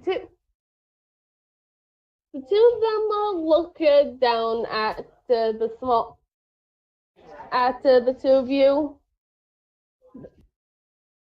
A small raw scaled climbs down the larger dragon's antlers to interact with you.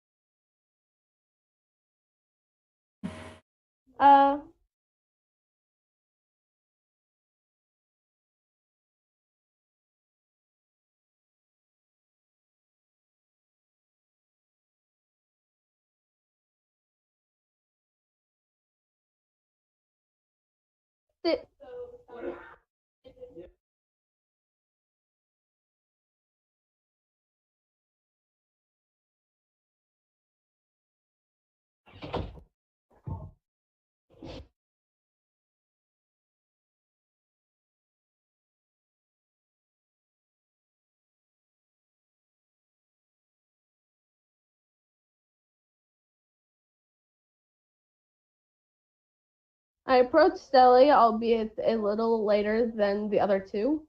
All right, Darude. Let's see. Are any of you going to study the dragon? Either one of them? I would like to study the larger dragon. Okay. You're welcome. My dad just got me some yummy Cape Cod chips. Nice. Yeah. Okay, so study the larger one. You're going to roll a charm plus roll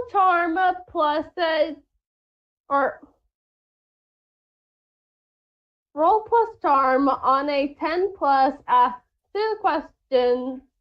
On a 7 to 9, ask 1 question.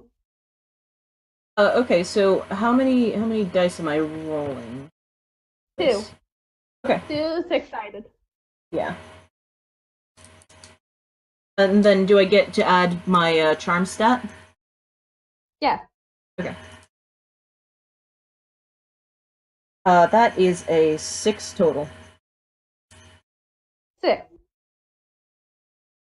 You failed to study the dragons, and you do not get to learn anything about them. And anyone else want to study? Okay. Yes, you can, Rad.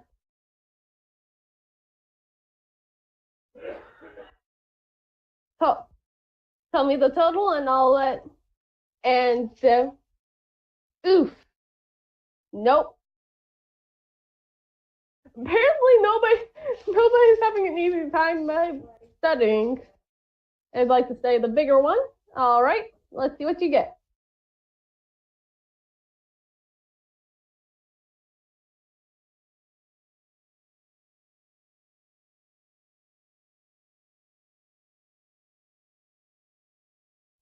Nice. Whoa. Okay, you get to ask 2 questions about them. The questions can be something like, was the character? Yep. Wait, no. That's it? Yeah. That's 13.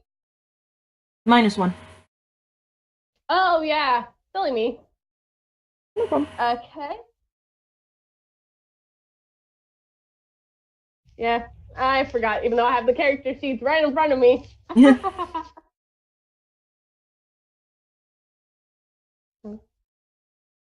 Alright, so what are you going to ask for your 2 questions?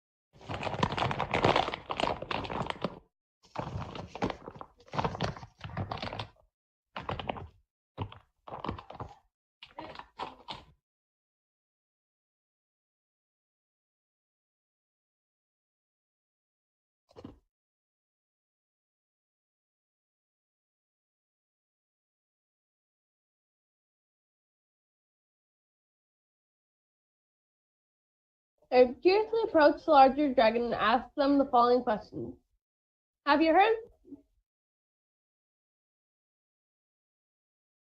Can you reread that? Because I didn't quite pick up. Sorry. You don't get any XP for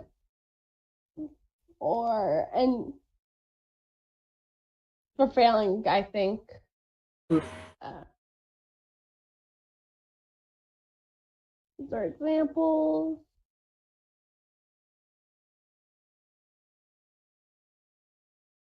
Also, the questions are towards me as you observe the dragon, not towards them. Oh. Yeah. I'll answer any question you got about them.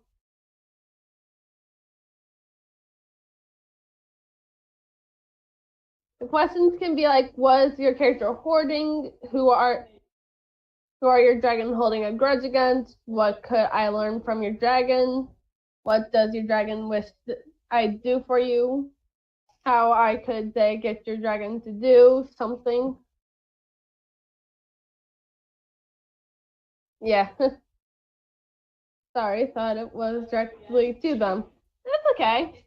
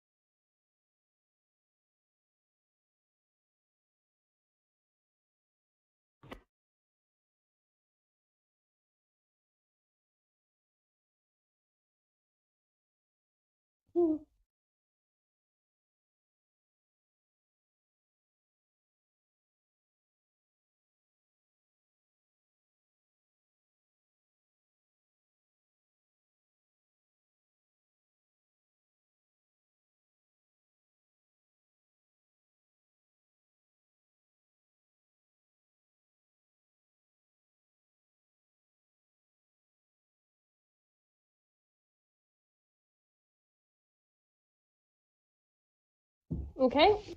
So what is the relationship between them and the smaller dragon? The smaller dragon is part of their clutch as they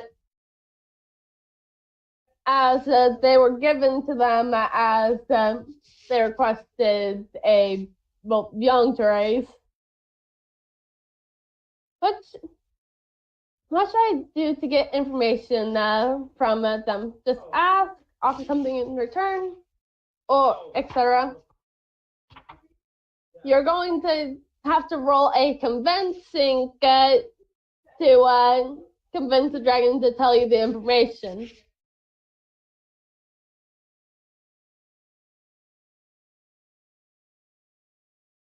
Okay, let me read to you the entirety of convincing. Yeah. Hi. Yeah. When you convince the dragon, roll plus charm for NPCs. When you hit, they will do it if you offer them a favor, gift, or useful information. On a 7 to 9, they don't get it quite right, and they don't tell you everything you need to know. For classmates, roll a 10 plus, both on a 7 to 9, pick one. If they do it, then they mark experience. If they don't do it, mark a shadow. But we're not doing we're not convincing a clutch mate of anything. So we are doing it for an NPC. So roll to a d6.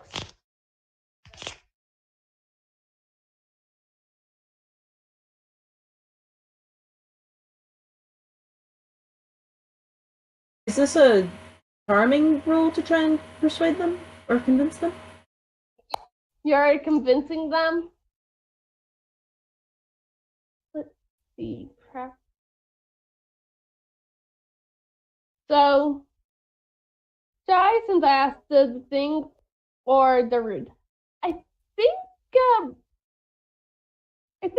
Rad should ask them, or should do the roll because well they did ask earlier. Right. If they fail, could one of the others step in and try the roll again? Yep, got an 8. Okay, so 7 to 9. They don't get it quite right. Okay. The large dragon heard your question and answered as such. You want to know about that thing? Well, I've heard that, I've seen it in the distance, and all I know is, I know that it's an ancient, and that the dragon, and that was well, a great warrior who grew into an elder and then became an ancient. I don't know what they do exactly besides wander the woods. So,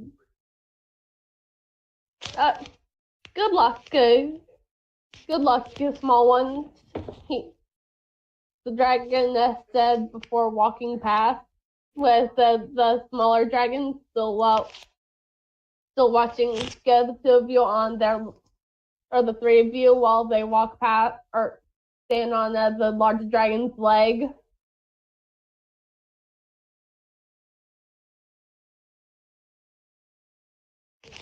With that information, what do you guys do now?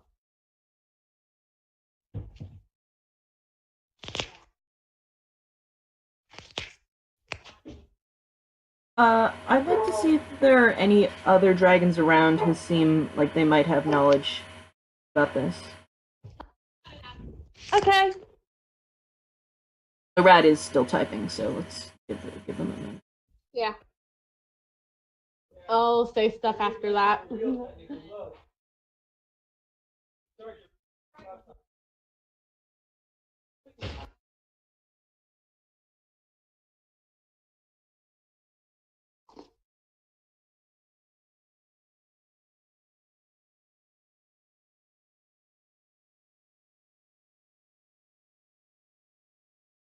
We could also ask for others about the great warriors they might know, aside from possible sightings. Yeah. Aura. Good plan. So out of character, if I was going to actually try to scry for information, would that be a thing that I could actually do? Give me a second.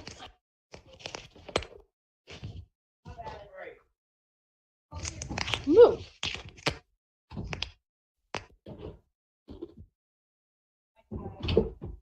There we go.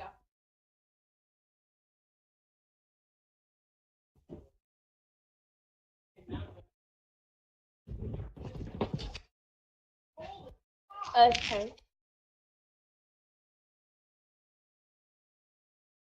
I have a move I could use. Haunting Visions? Yeah. Okay. Get the person, tell the DM what aspect of the. Alright. Roll a charm for me. Okay. So this is me going to the fountain and filling the little silver bowl with water and pouring the beads into it and seeing what I see in them. Alright. 7. 7. 7 plus.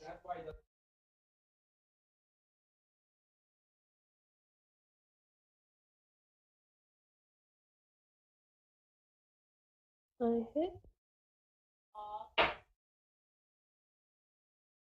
Okay, give me a second. Okay. I forget what are automatic hits. Give me a second.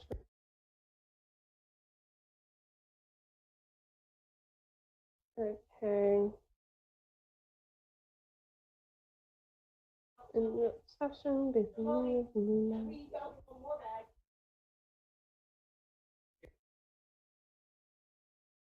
awareness, flag, do.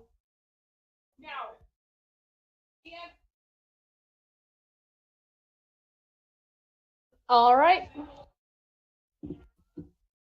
You don't get a vision. Oh, okay. It's general. Yeah. Alright. Until when we're planning to hold a session? Until what seemed like a good stopping point. I think after you return to Fluff should be a good stopping point. Okay. Yeah. All right. So, are you? Oh.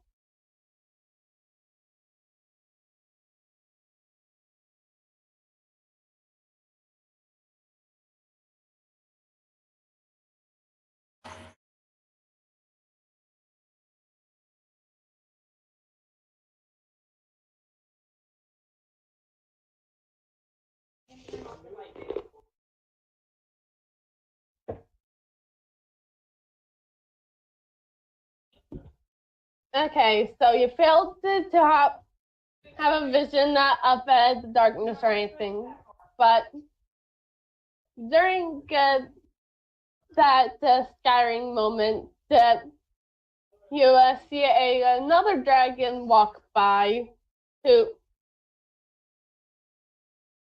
What? okay. Okay.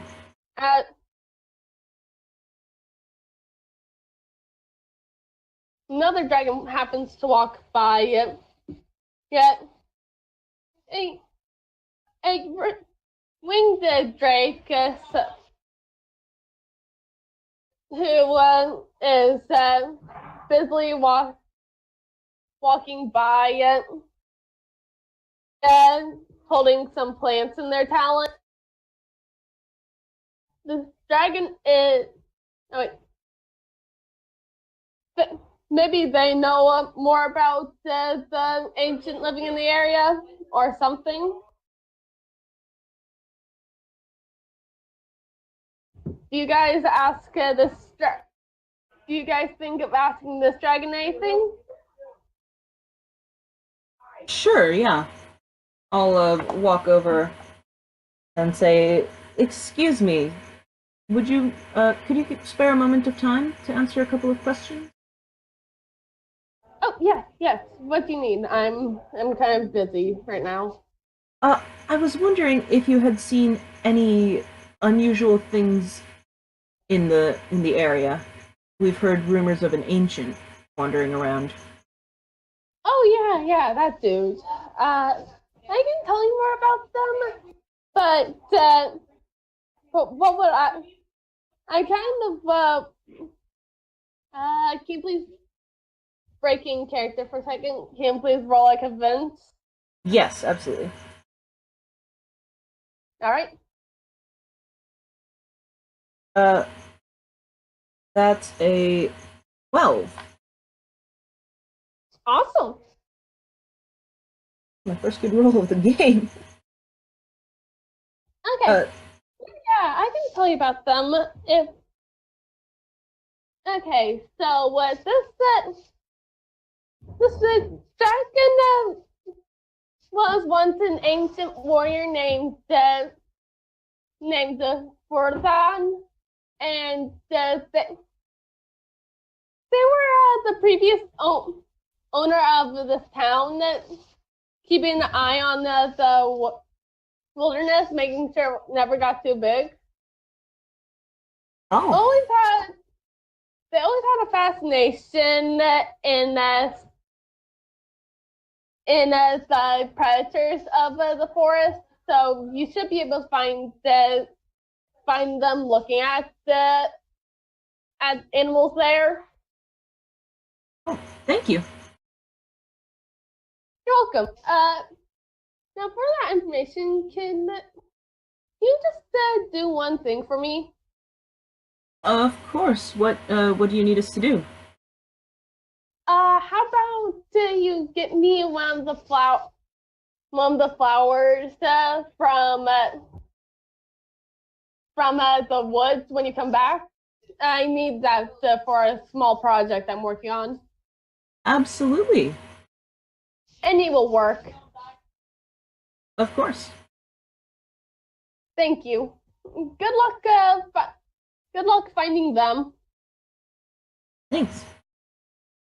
So I turn to Eythn and say, well, that seems like your area of expertise. The dragon runs back off, still holding the plants in their talons.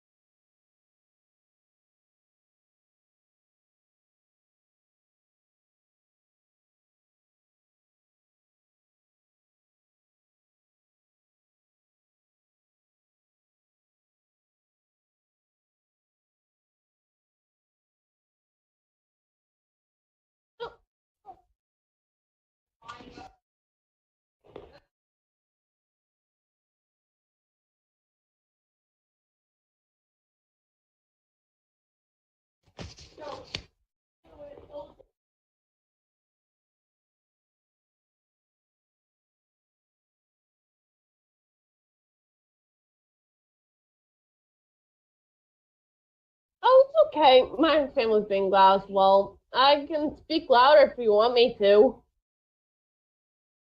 Oh yeah, there's also the user volume that you can adjust. Yeah. Okay. Where is that? That's on Rad's end. Oh, okay. Oh, okay. Ah. Yeah, I can speak louder. Is this good? Okay. Okay. See you in a second. Okay. The Druid said, "Good job. Looks like you got some useful info there." I give Elu a pat on the head.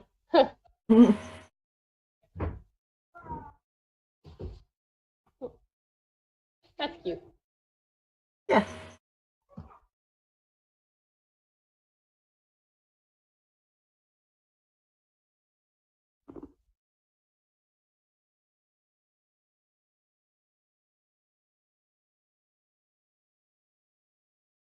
Sorry, I'm trying to keep from being loud while eating chips. Oh, you're doing a good job of it. Oh, nice. Nice.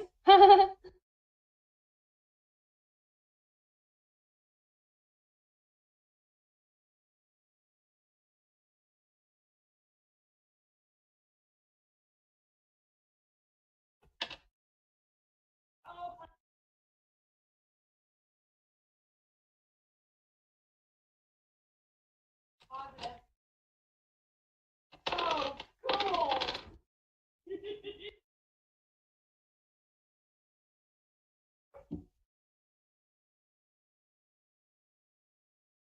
Okay, Drew said that I'll def try to get a mic properly set up for next time because typing takes hell of a long time. Yeah, that's why this session has taken over 3 hours. 2.5. Yeah, We started. we got this. Yeah. And we're almost done with the session. Yeah. Usual. Yeah, we got going around 2 in my time. And it's 4:30 now. Yeah, it's 7:31 for me. Yeah, it will definitely take over 3. Yeah. In my experience, games like D&D take 4-ish hours or more. Yeah. One time I heard one player went from 12 a.m. or 12 p.m. to 12 a.m. I've gotten close to that. I think the longest D&D game I've been in was from noon or 1 to about 10 at night. Wow. Yeah. That was like a big group with like 6 players. Big game. Yeah.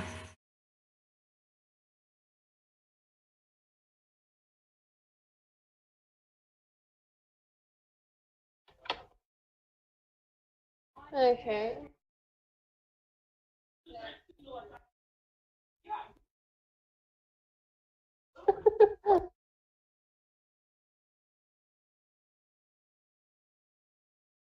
Okay.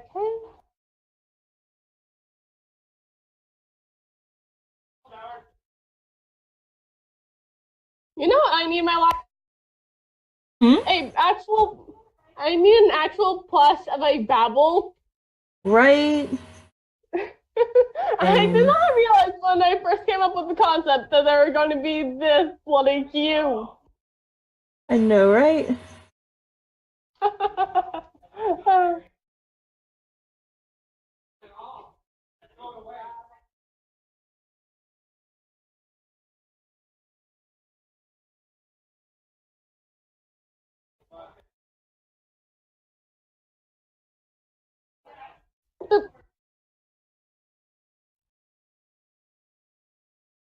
Have you guys ever heard of the game Werewolf the Apocalypse? No. Huh.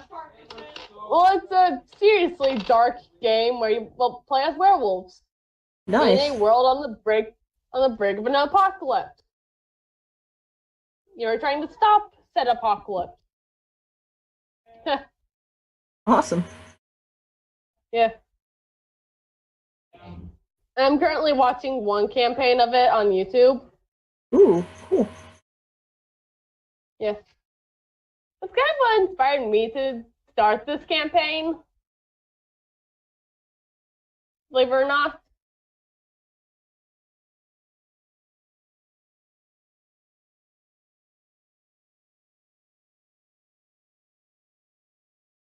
Yeah, it was pretty cool.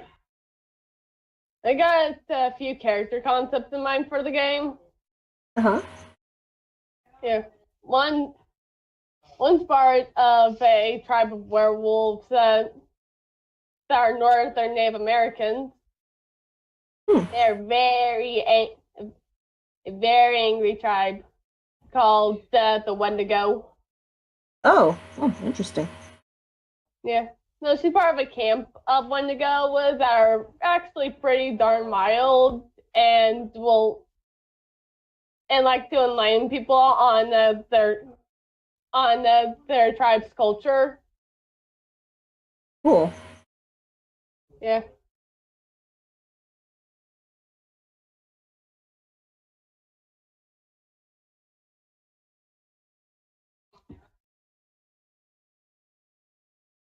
It's awkward trying to make conversation when it comes to games. I know.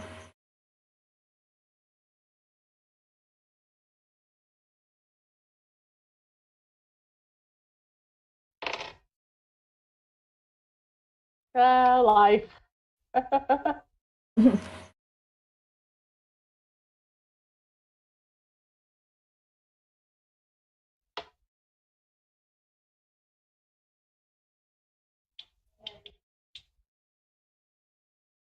Welcome back. Hey. Yeah, I can't wait.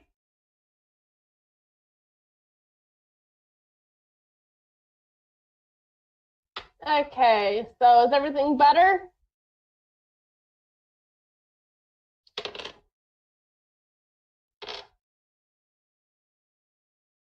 Nice. Cool. Okay, so what? Eleuthero said how dealing with the animals is part of your department because of how the ancient has an affinity to the predators of the forest outside the town.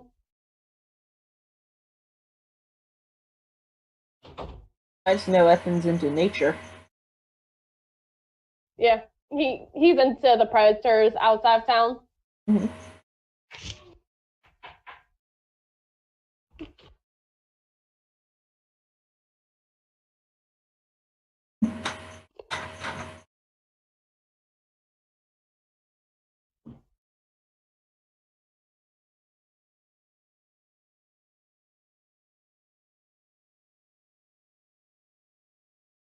Can I consult a toma to check to what creature it may be linked to?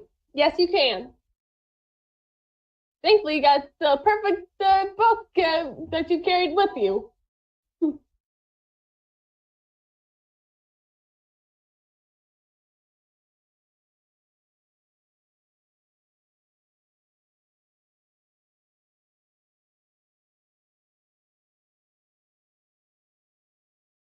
Yeah.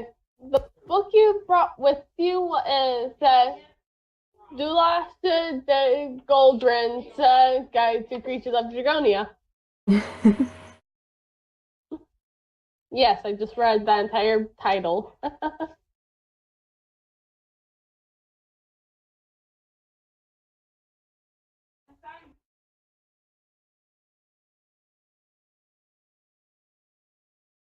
combination of rose and gray. So just rose. So All right.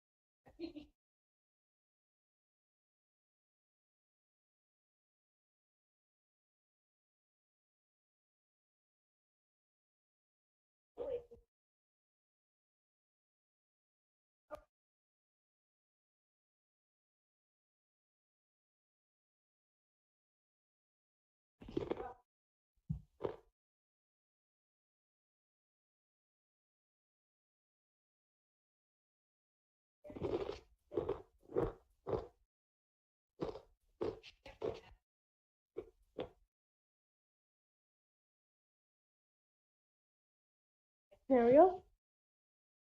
So for checking tomes, I first tell you what I found, or do you explain it? I'll explain it to you because I already got some predators in the forest figured out.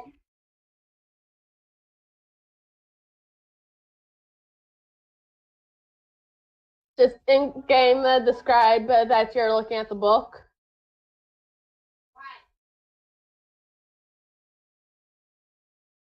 I'm hungry, honey.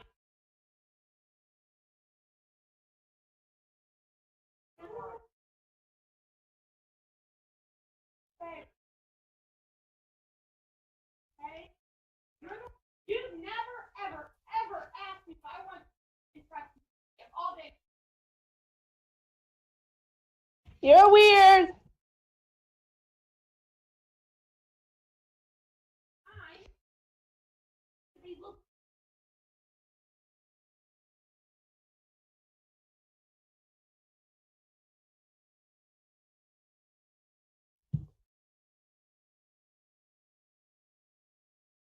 Oh. Okay.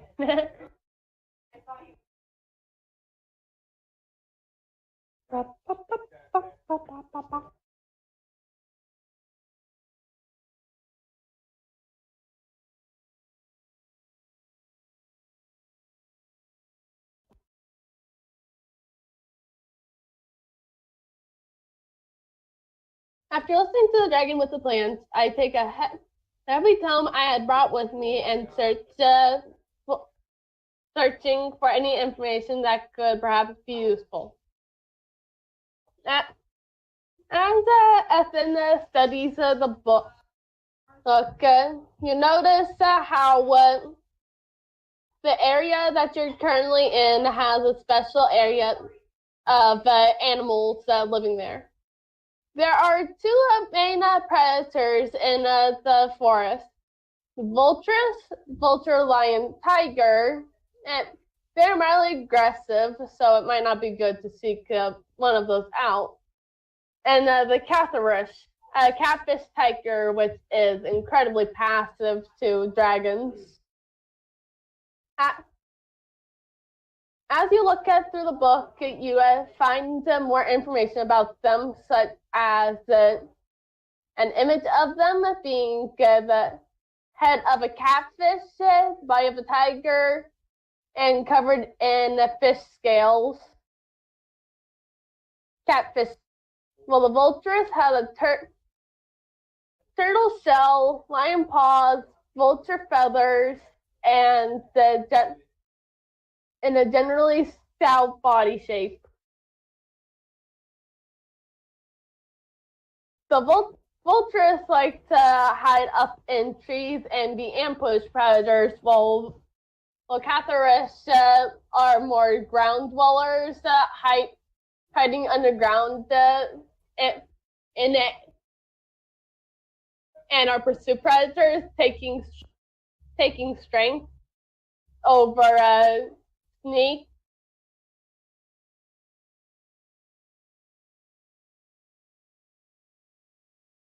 And you tell this to the other two members of your clutch.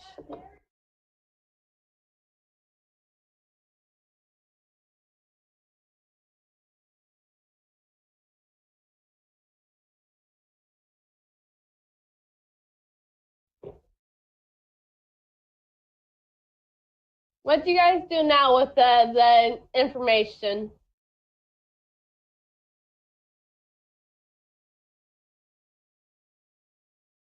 I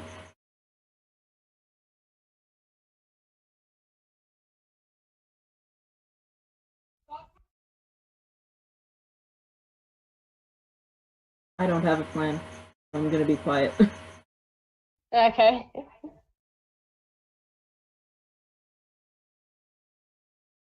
I hope you heard what I said.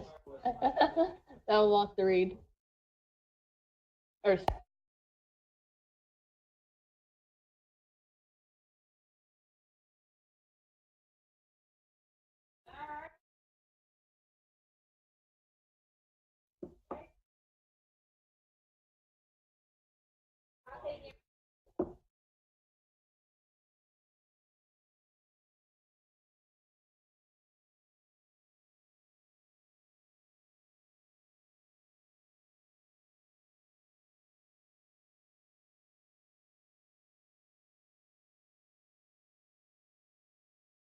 Could you remind me of what the plant dragon said about the ancient, please? Okay, the dragon that said how was the ancient was a warrior who had a large affinity to the predators of the forest and like to watch them roam around and will be predators.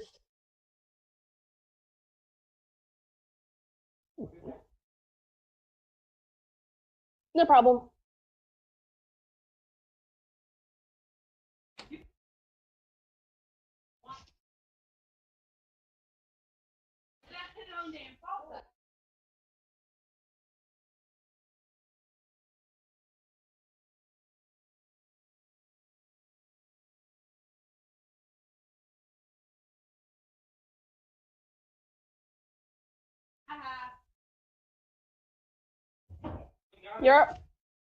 As a warning, you are probably going to want to keep a distance from the ancient in case it might run away.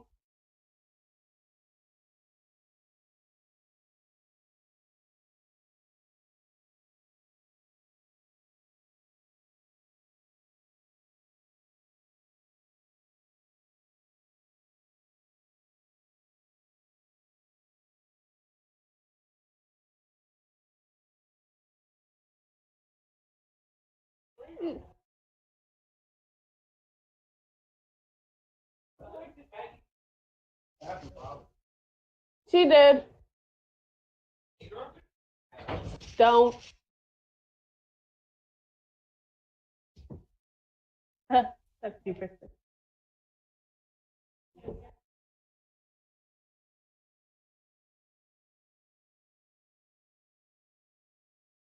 Alright. Yeah.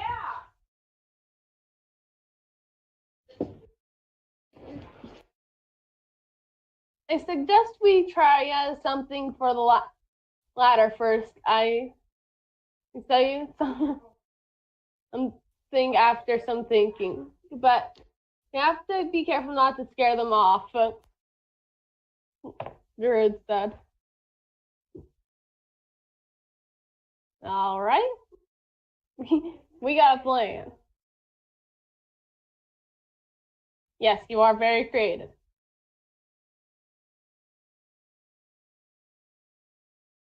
Because considering your dragon is a turtle dragon, yes, you are very creative.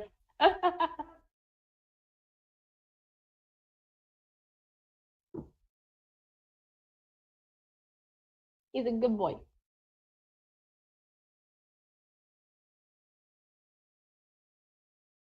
Nothing. Go away.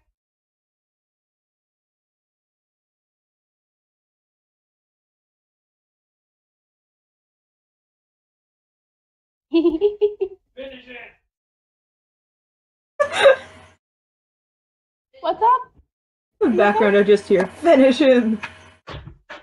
Oh yeah. You heard my dad. Nice.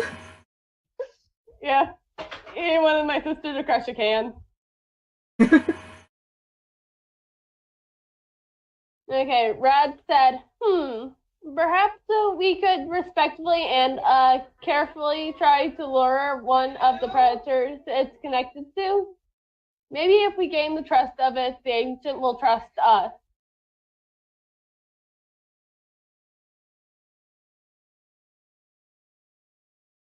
That's a good plan, I say.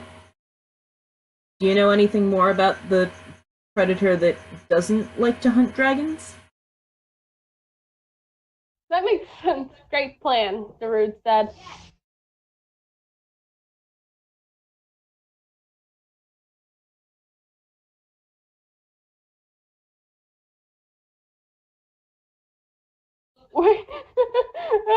Rad said we're so getting ourselves killed. Are you going to read more from the book, Rad? Because I got some more information to share. No, you don't need to roll. You're just going to be reading more from the same pages. Okay. So the non-aggressive animal that. Oh. What are you ready? Okay, so the non-aggressive animal, the Catharish, it has an affinity towards plants like catnip and likes salt licks if for the fun of it. Catharish needs a lot of salt in its diet due to its lack of salt in its body. So it'll often go after the first salty thing it sees. We just need a big chunk of rock. Salt rock. Rock salt. I know what it's called. Let's see if the general store has any salt. Yeah.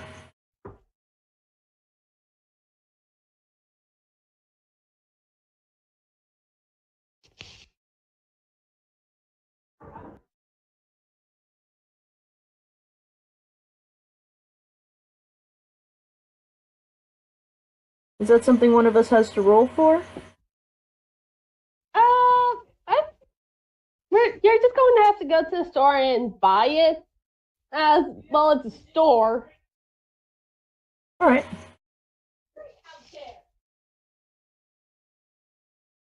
That sounds like a plan. Let's go.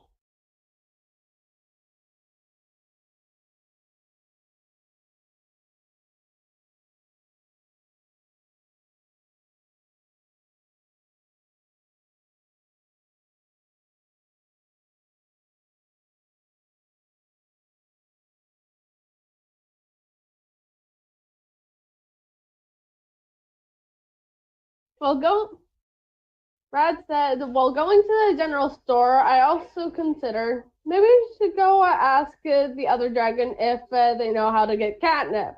Not if I heard correctly that it liked it. It does like catnip. And the store should also have some catnip for people with pet cat hybrids. Oh, nice. Yeah.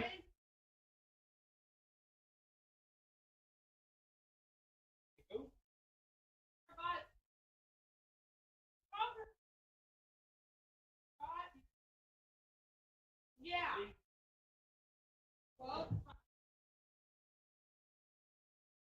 All right, so the three of you head into the store, and it is massive. It's perfect for the size of any dragon, except for raw-scaled drakes. You'll have to go to an underground part of the store that is fit for the size of raw-scaled drakes. Oh, wow. Yeah. Most adult dragons aren't on the ground if they're looking for something in the store, so it's a pretty quick way to the ground or to the store or that you're heading to. Thank you. Good pepper. Mm-hmm. Do you want any tips? No. Okay.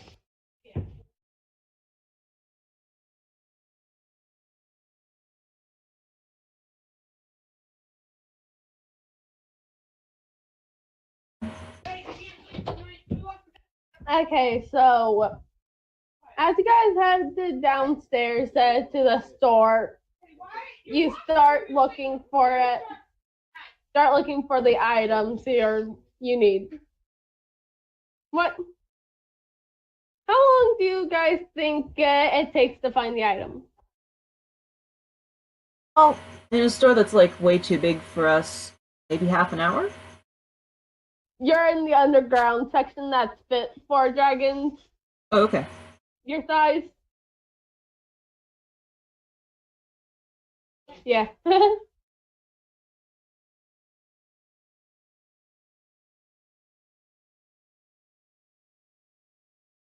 I'd like this maybe 10-15 minutes. Oh. All right.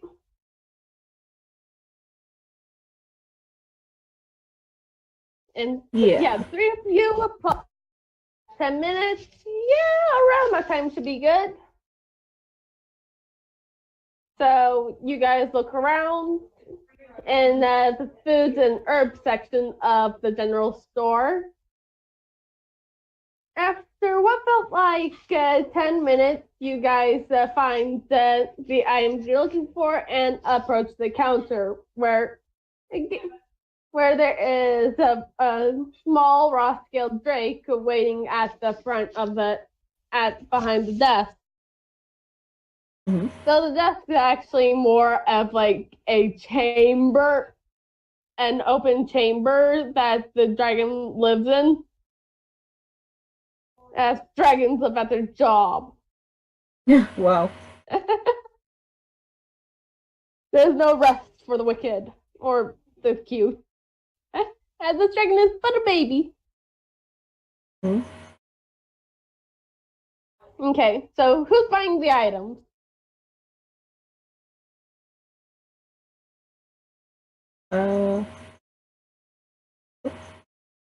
Quickie! Indeed. Oh, excuse me.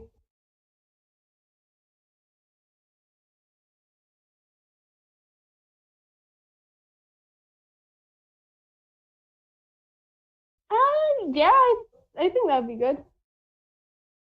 Yeah, that could definitely be a good item. Okay, so what kind of items do you got crafted? Uh,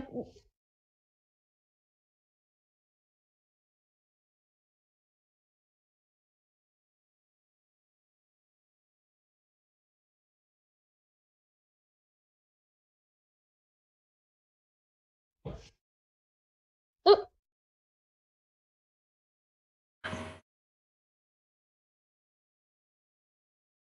No, Ryan. I know. Like,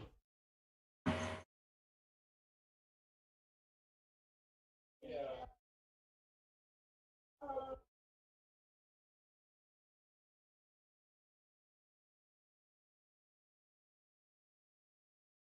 think about Justice Girl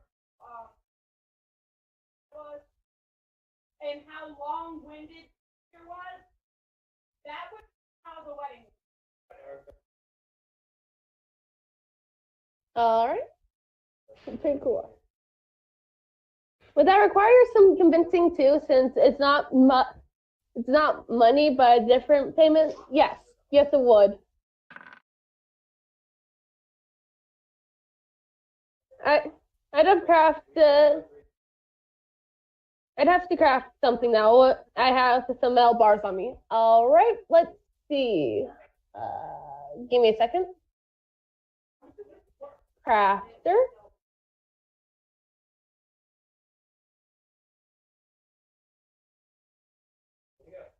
Okay. When you create something in your medium, roll plus cunning on a 10 plus, pick 2 on a 7 to 9, pick 1.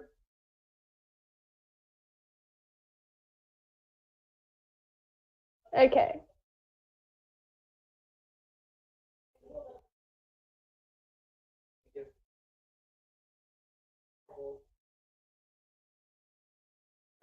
Let's hope you roll something good. And that was out of like durable, functional, and beautiful, right? Yes. Cool. Beautiful, functional, or durable, functional, and attractive. Oh, okay, yeah.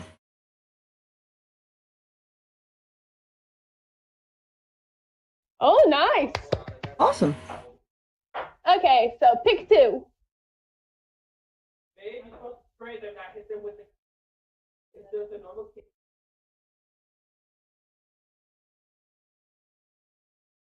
You need mozzarella? Okay, got a 10. Attractive and functional. Nice. Okay, so what is the particular thing that you crafted?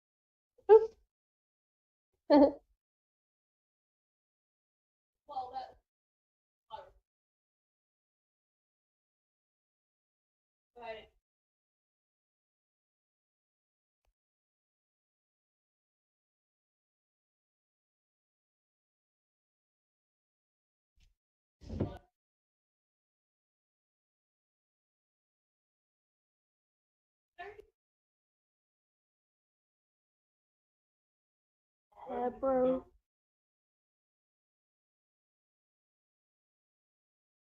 Oh,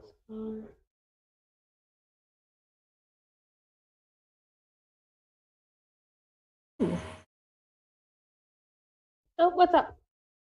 Oh, it's done. I craft a metal whistle capable of producing a few different pitches of noise. It looks nice and works, but the moving parts seem a bit loose. Alright. Sounds like a very good item. Now you gotta convince the dragon to take the item as payment.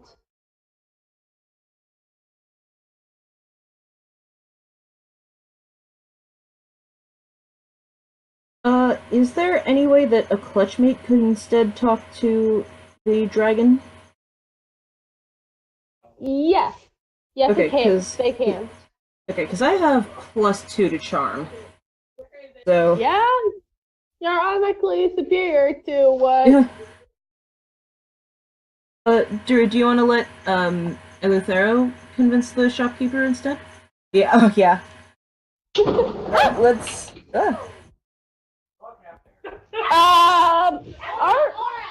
Our hook to our plastic bottle container just fell off. Oh, dear. Yeah. Do you need a minute? You guys need help? No, honey. Okay. We're all good. They got this. Okay, alright. Let's see. Yeah. Everyone's good. Okay, good. Well. Alright, I'm gonna roll. Okay. That is 7 plus 2, 9. 9? 9. Okay.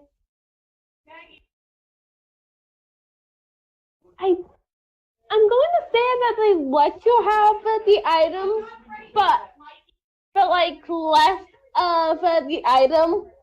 Like they take half to put back to store shelves.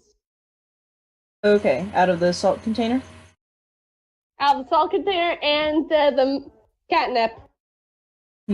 Okay. Yeah. They still get the item. Oh, cool. We can always come back for the rest, right? Yeah. If it's needed anyway. Yeah. Okay. So the dragon says to you all that I appreciate appreciate the whistle, but it's not money, so I'm only going to give half of what you got me. So thank you for your patronage. Have a wonderful day. The small dragon said, and waved with their tail. reasonable. Yep. Huh. I just realized that Eythn has not had a chance to climb up a wall with their feet. Oh, Yeah. Adhesive feet. Or fun feet. oh yeah. Oh.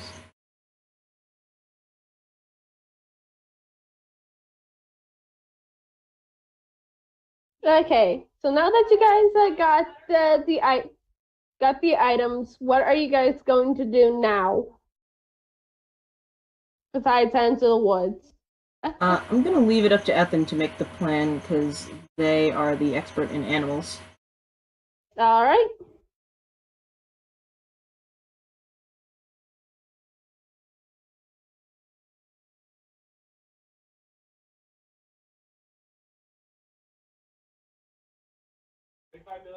Nowadays.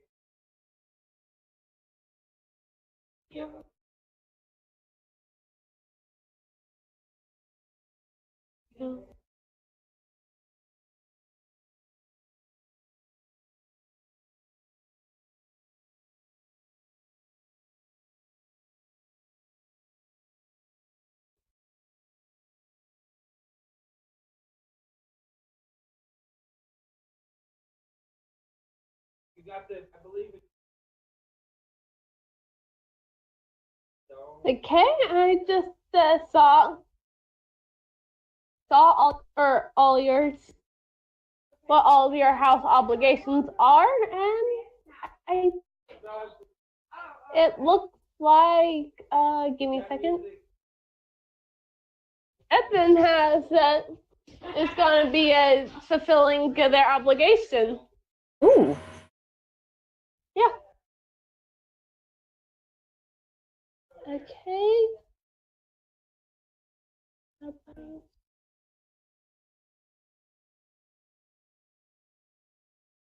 And if everything goes well, Togorath will also be fulfilling their obligation.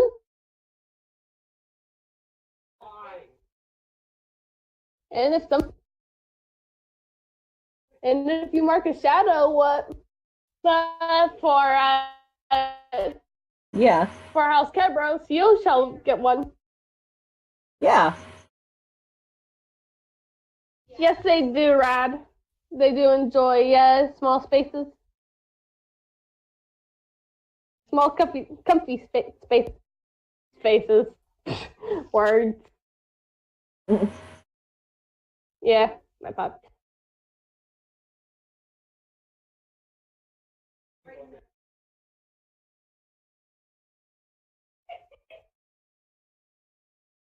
Dad's eating all the pepperoni, so we're not gonna have any pepperoni pizza. Oh my god!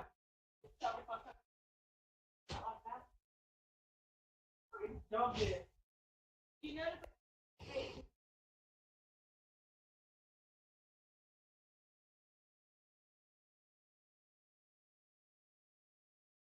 Also, I back to what you're through here going, ow, ow, ow. back to Dang. back to what Togorath said, crafting the metal whistle. I think that was one of your virtues. Oh, wait, no, wait, give me a second. Never mind. I'm a silly. You good, Darude?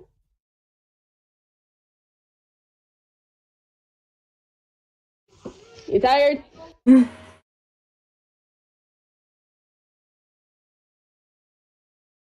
Okay.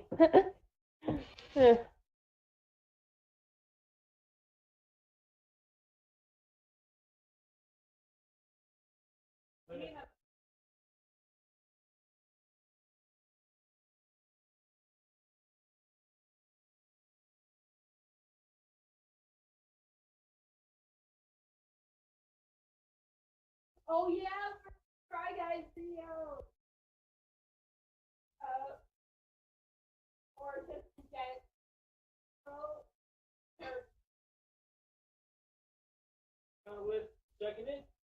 find out audience, I get up on it. All right.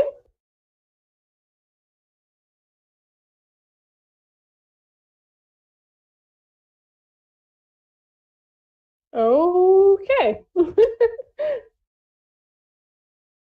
While leaving the store, I started thinking on a plan. I was thinking perhaps that we could try making it a small den or home and leave its items inside it. We could make it with materials found in the wilderness. It feels even more at home. And since we build it, it could have our scent and come to trust us. Ooh. Rad said.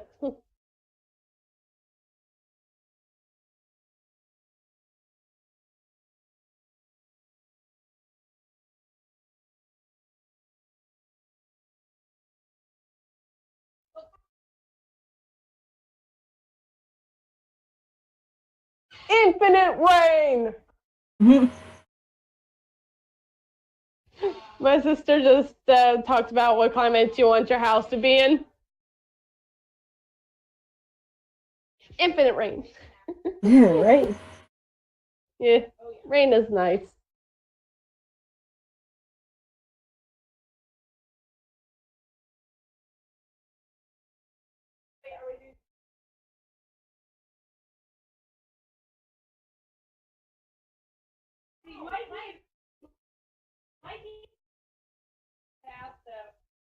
Where did you become so? No, he said All right. Darude said, sounds like a plan. All right. Do you think Francis would do the trick?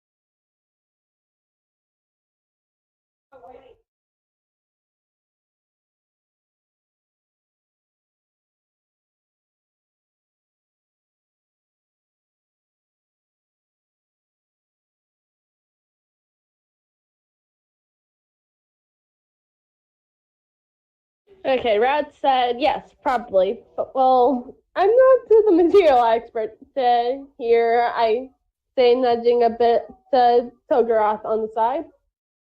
Okay, let's see.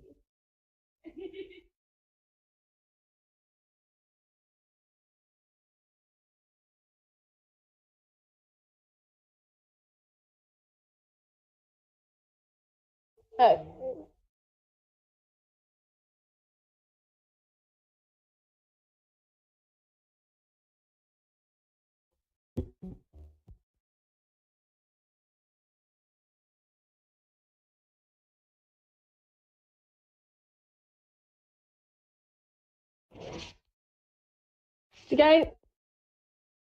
You got anything to say about the current situation in Eleuthero? No, sorry, I'm just trying to give them a chance to interact. Okay.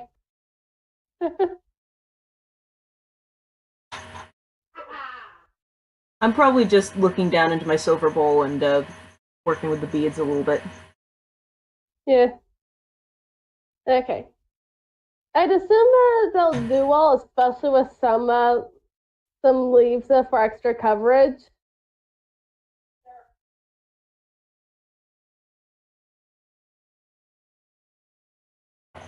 The root said.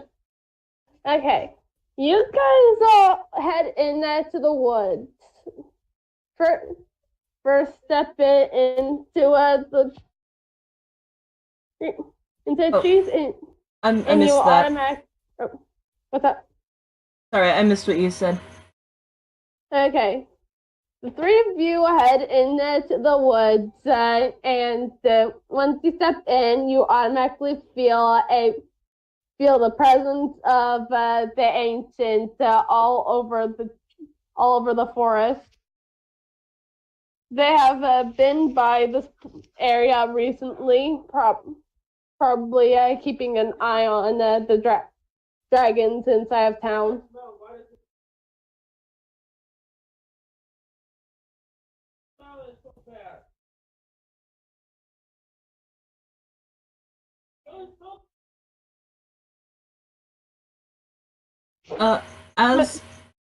As we're walking, my eyes are, seem to be getting quieter and quieter, and I'm blinking less and less. I'm just walking along, kind of like looking at where traces of the ancient might have been. Your strange unblinking attitude is unnoticed by the people outside of the woods. So nobody in there is taking your actions as strange. Sure. All right. And then the three of you start to set up the small den for the Catharish. Who starts with the base? Who starts setting up the base of it?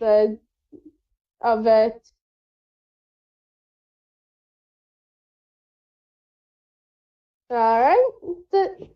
Darude offers. Okay.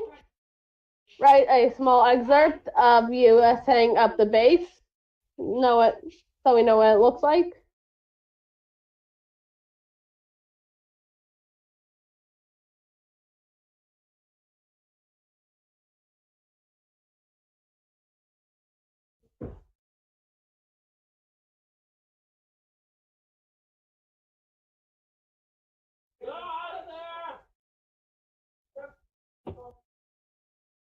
How many college parties are you two going to with the ones in college? That you work with, who are after college? I mean, really? No.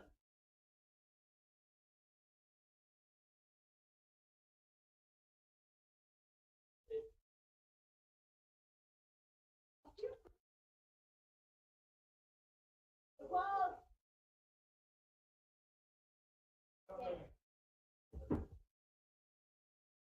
you told her? You told her. Make up your mind. Nobody. Not it. So.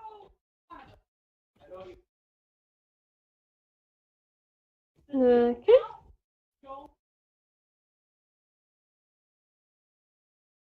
Okay, guys. So at the end of the session, we'll count up all the friendship gems that have been accumulated. Okay. Okay.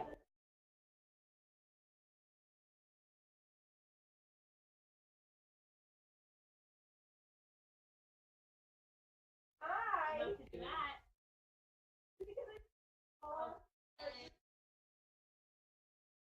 I will do that.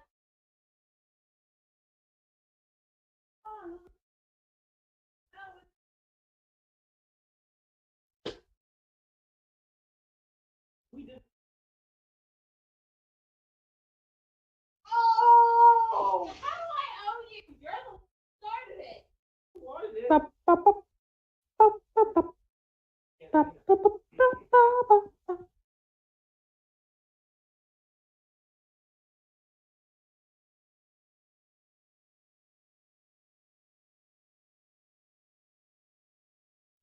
You took away my car, got the bigger. Oh! Do it! Hard. I thought you.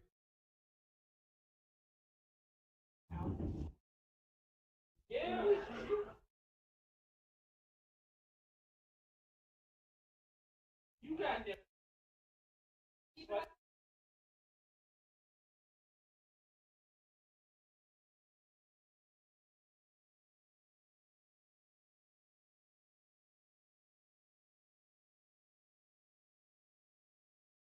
Okay. Darude said, I look around for a good place to set up the base and find a slightly larger rock sticking out of the forest floor. I grab some smaller rocks to outline how big I want the den to be. The one wall already begin set by the rock. I also get some leaves to set as the floor of the den. Okay. Nerd also said, I'm not sure if we mentioned how big the creature was. Let's say 4 feet long, 2 feet tall. Oh. Small thing. Yeah. Definitely a small. Very small.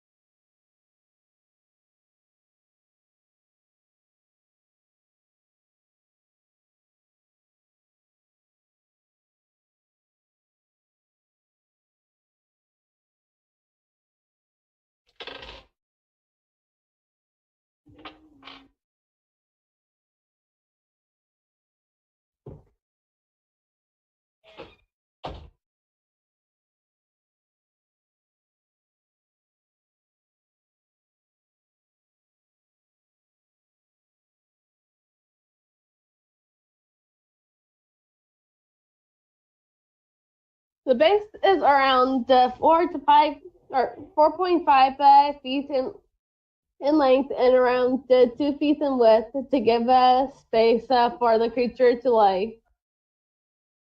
All right. So the base is completed. Who's taking on the next step?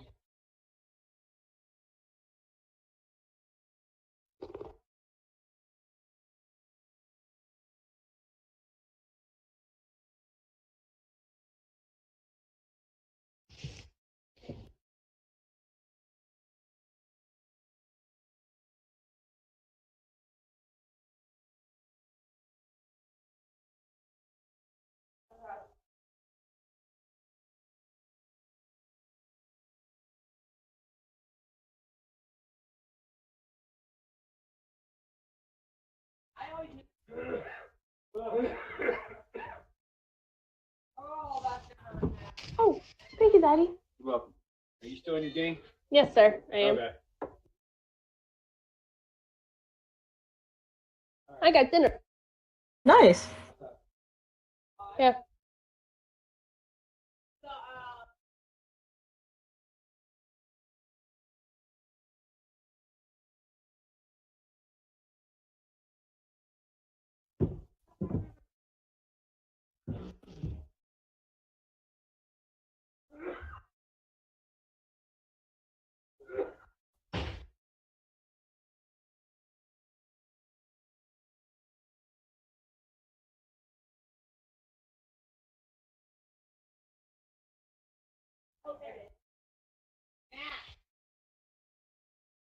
Give me the tape you ripped off. Give me the.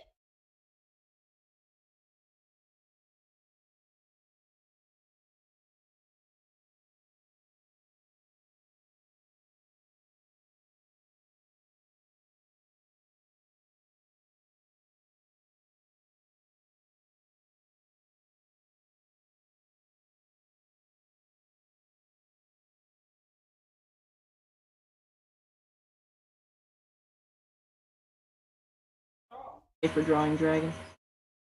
Oh, what's up?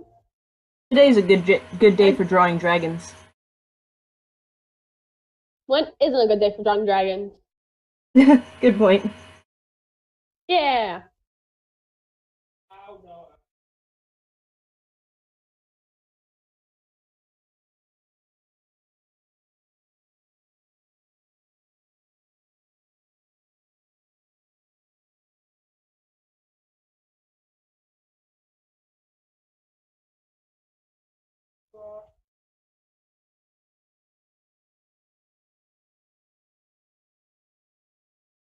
Okay. Rad said I take both the salt and the catnip, placing them carefully as the two mounds in one of the corners of the den. Okay, your turn to set up part of the den, Eleuthero. Right. I've been wandering around, collecting branches. I'll bring them over and start trying to set them up as a kind of a lean-to. All right. Sounds good. And it's for the other two. It's clearly I'm clearly trying to focus as I'm focusing more than this task really should take. I'd say that gives Togorath a point in gives Togorath a friendship gem from you. Oh, which virtue am I working with? Ambition. Virtue of ambition. Cool. Yeah. Okay, Togorath gets one. Yeah. Pretty fun. Alright, so you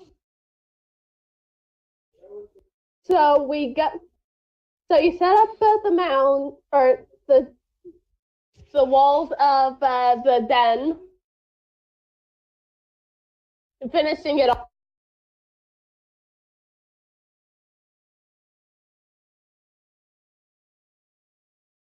The two, or what? Sorry. Okay, now that the den is set up, the three of you must go and hide, but not too far away, otherwise the Kathir would not know that you're there and not trust you as much.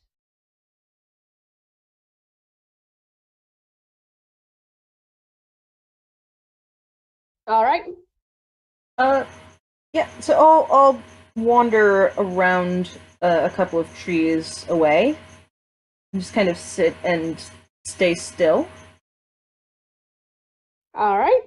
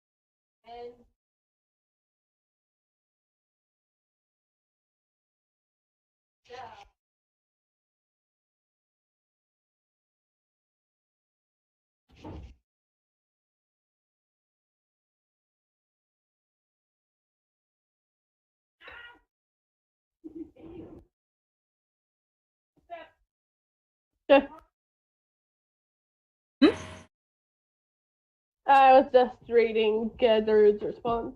Okay.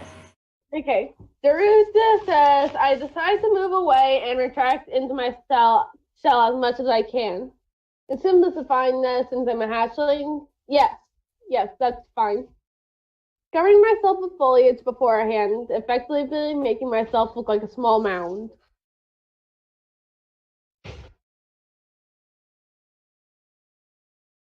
You better? Yeah. Better. Where'd you eat you?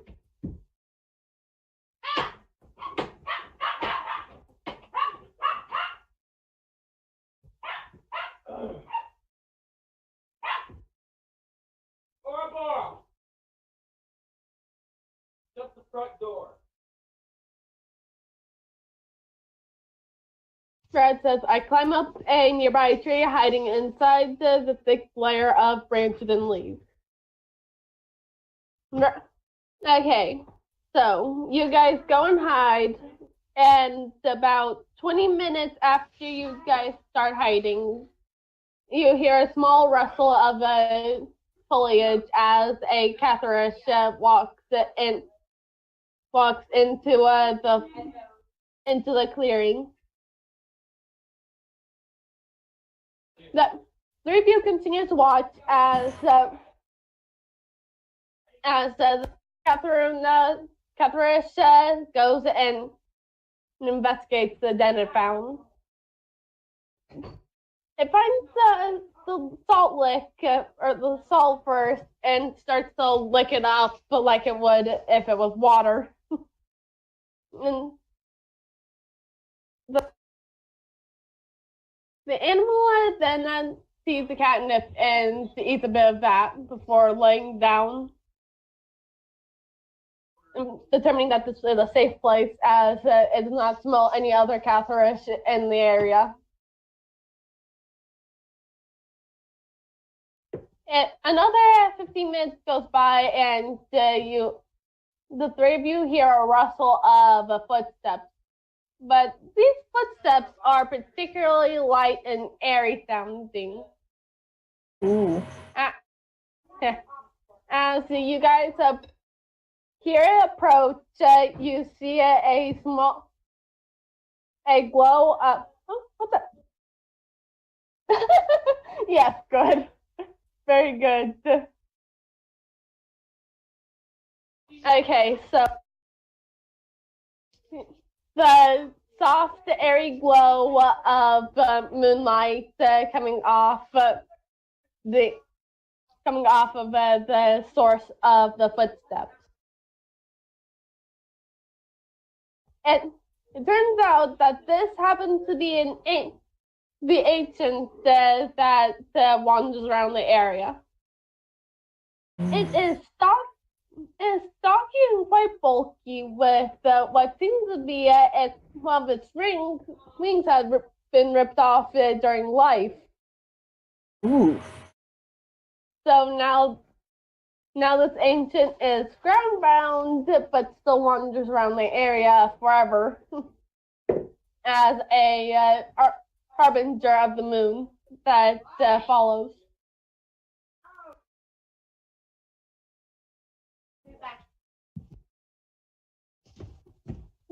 It looks around the area to see where the den came from.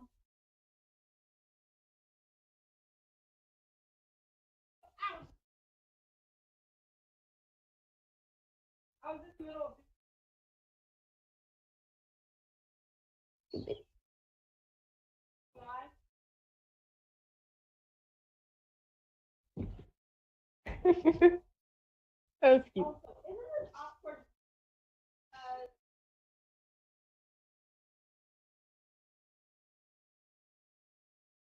What do you guys do now?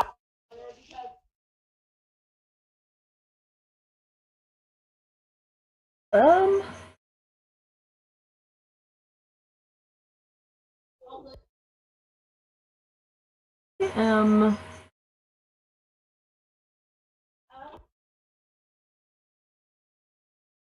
Brian, can I study the ancient?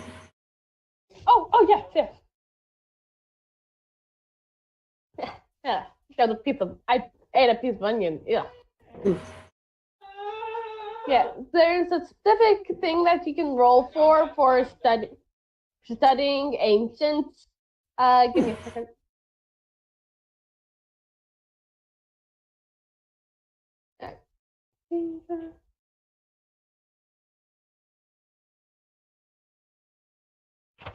Study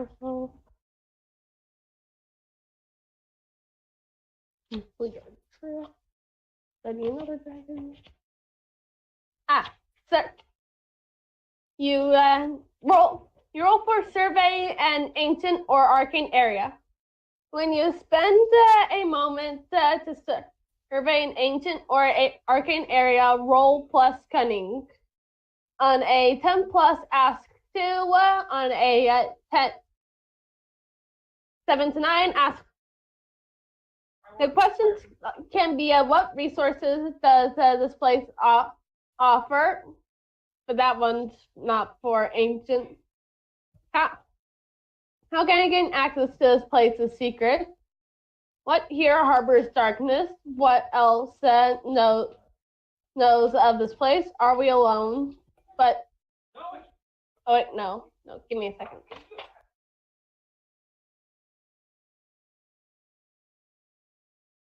Yeah, just roll. All right, cunning. Ooh. Pep, what's up? That's okay. rolling cunning. Oh, sorry. Yeah. Does anyone else have better cunning? Because I have -1. Ooh. Thank you. Hey! Haha, nice. Petition for Rad to roll cunning. So you got actually +2 cunning. Ooh. Oh, nice.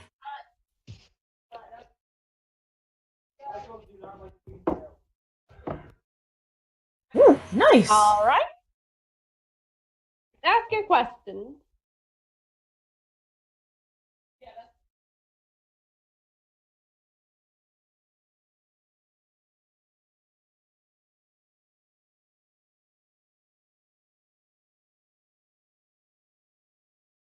All right. You sleep well, sir. You have a great night, Darude.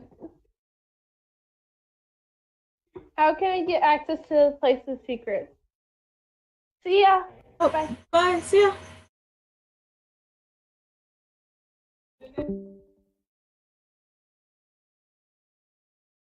Okay, so how can I get access to this place's secret? Honestly, I misunderstood the question. It's actually just about areas, not ancient. Silly me. But let's go with it still. Okay. You can just ask, since the ancient is mute, you can only learn about it by studying it thoroughly.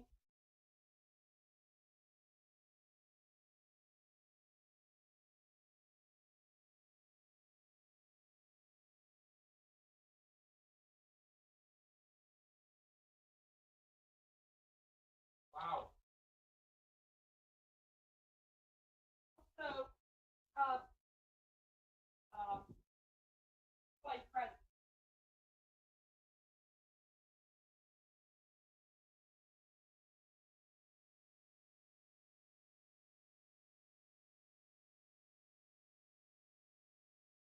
Yes, that is the only ancient in the area, and no one else is around except for the animals.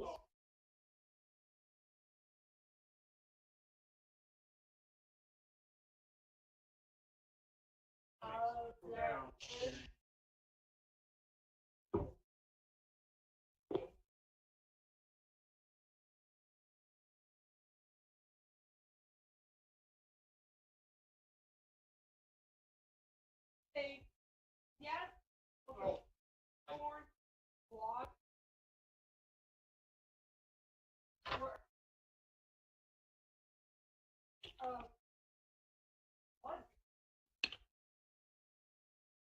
That's what you know.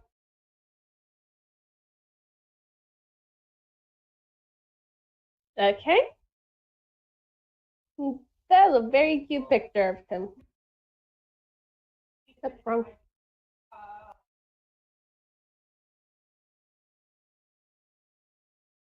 Cute.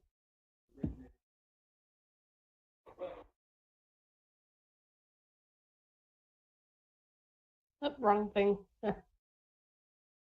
Okay. What do you two do now? Or what do you do now? Rod was studying the ancient. Yes, and the 2 questions that have been asked have been answered. Oh, okay. All right. Okay. Oh, sorry. I missed that. My bad. It's okay. I'll take my chances to study the ancient. Okay, Just 'cause let's I go wanna- study it. Huh? Let's do study another dragon instead of survey. Oh, okay. Yeah, that seems a little. Do a roll. Yep. Charm. That is a 4 total. Oh, charm? Oh, charm. Yeah. That is 6 total. Okay, I'm a little concerned how Nikki would know this. I know. All right. So, probably still not anything useful. Yeah.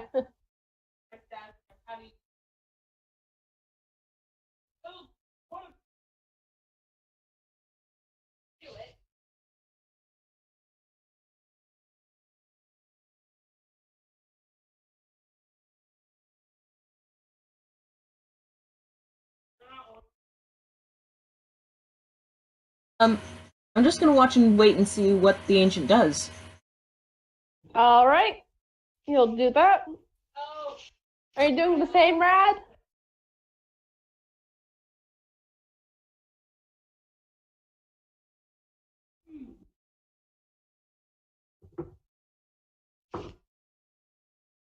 right. And for this story, and for the rest of the story, we just have Togorath on.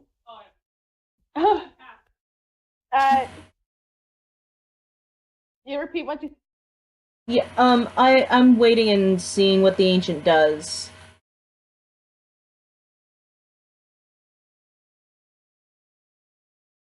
And what are you going to do next, Rad?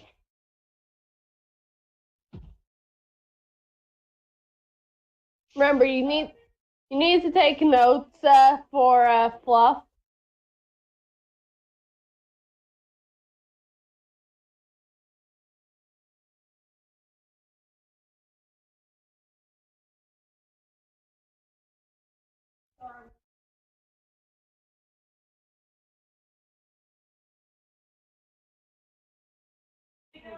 Watch what happens.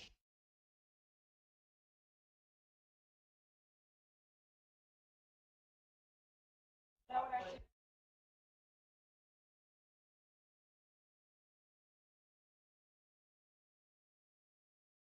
Why do you... That's not a dog.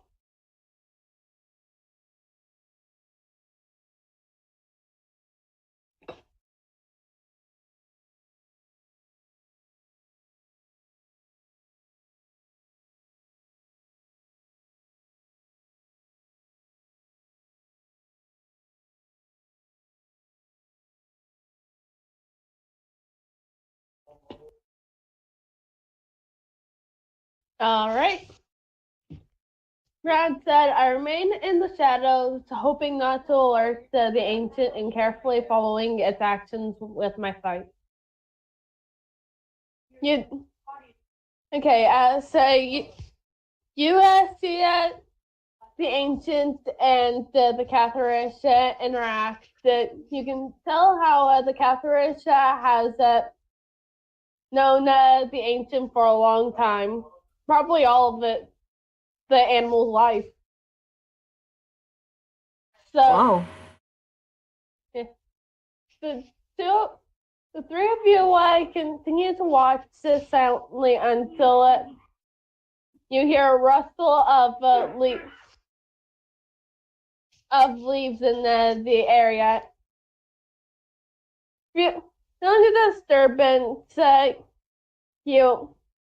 the ancient scurries off. It's moonlight still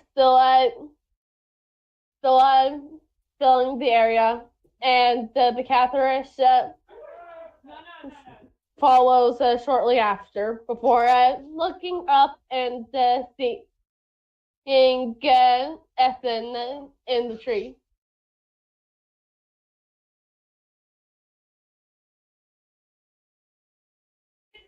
Turns out what the wrestle was just another Catherish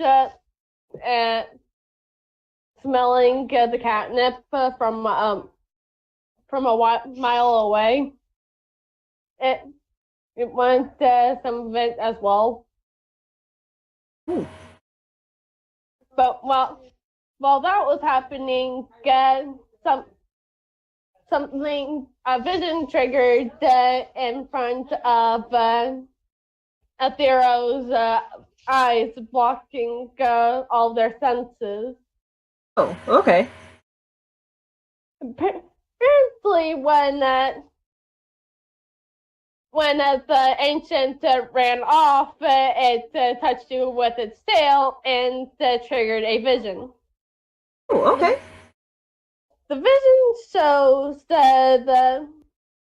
all 5 moons in the sky. One by one, they start to vanish, being covered in darkness. Not all. Everyone on the ground became corrupted and progressively lost their powers of moonlight.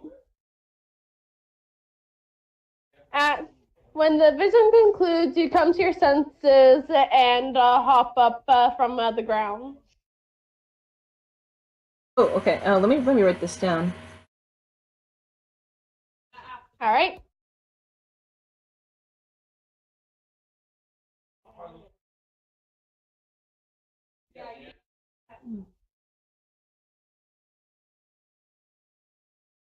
Okay. All right. All right. Yeah. Wow. Okay. What do you do next after having the vision? I'll look around and make sure I know where I am, and then walk over to the tree that Eythn is in. And Togorath approaches you as well after seeing you freak out. Yeah. In surprise. Probably more like I've already been acting weird in the forest. So probably just kind of collapse. Yeah.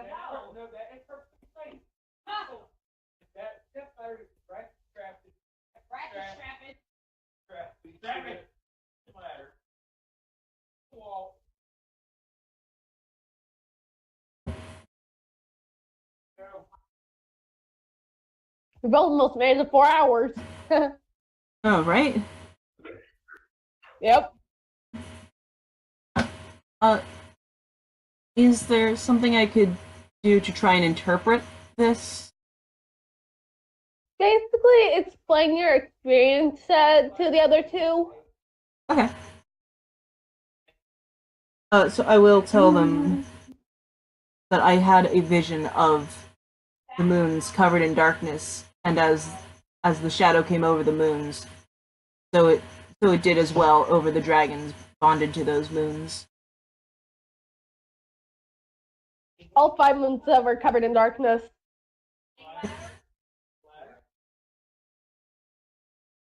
I'll be right back, you guys. Okay.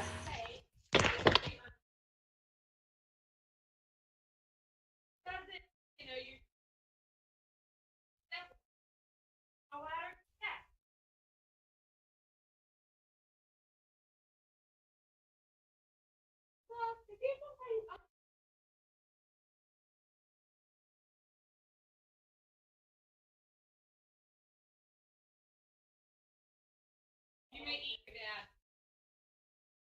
He might be filled with onions. He is.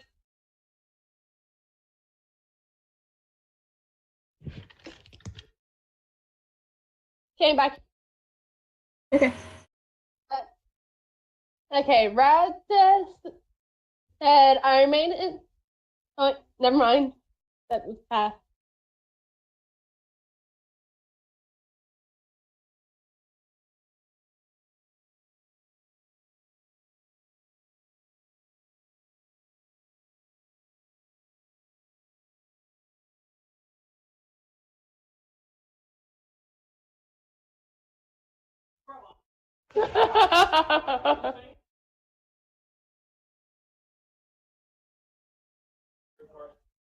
Why?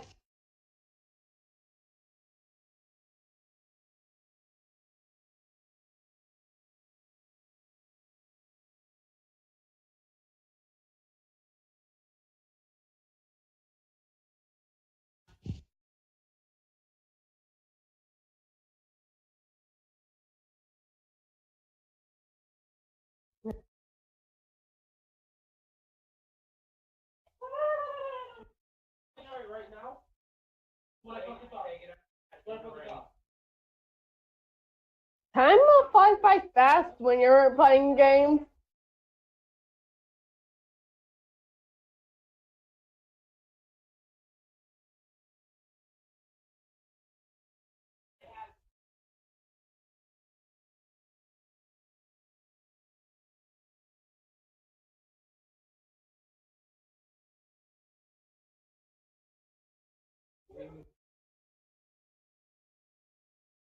Who did it? So I am so fucking sorry. Okay. Rad said, once on the ground, I'm startled by Eleuthero vision. Whoa, what? Do you think it may be a future thing? Is the darkness really coming back? Or maybe it was a memory from the ancient? Well, the darkness is always a threat, but considering the ancient touched me with their tail, I'm not sure if it was a memory or history that's going to repeat itself.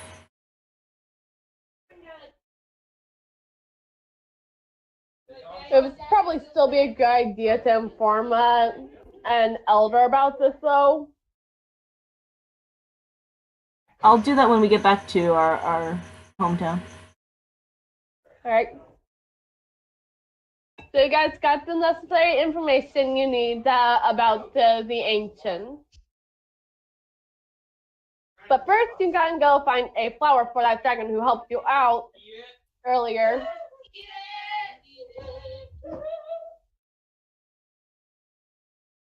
Alright. Mm-hmm. Huh?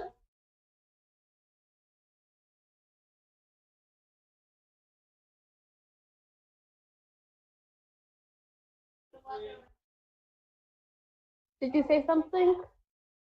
Not me. Okay.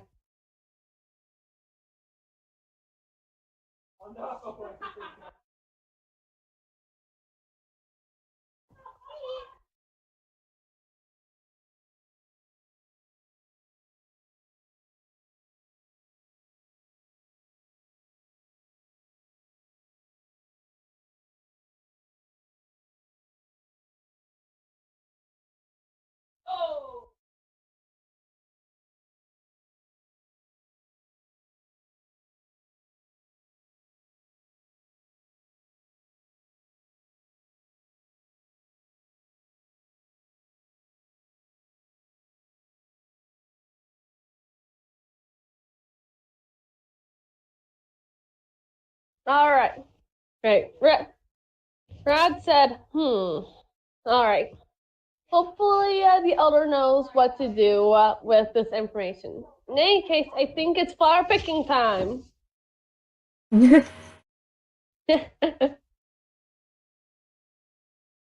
Pick any flower you choose. What type?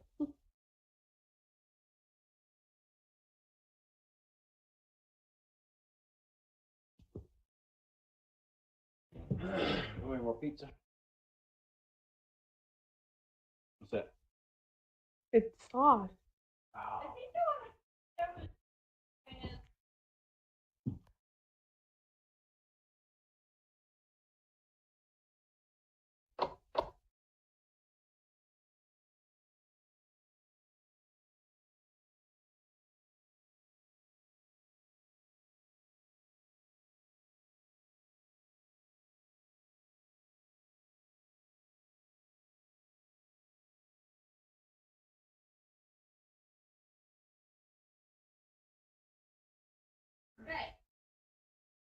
love you.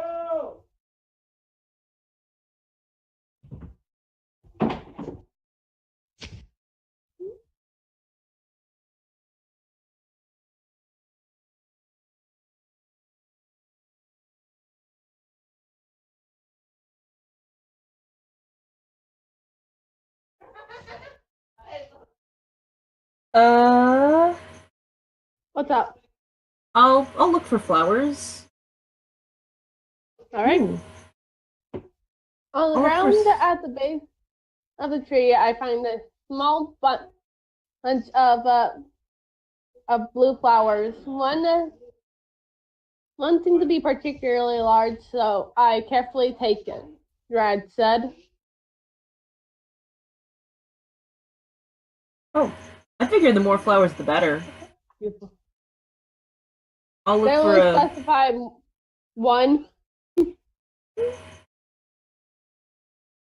Well, since Red found a flower first, I'll go along with Red's flower. All right. Holy God!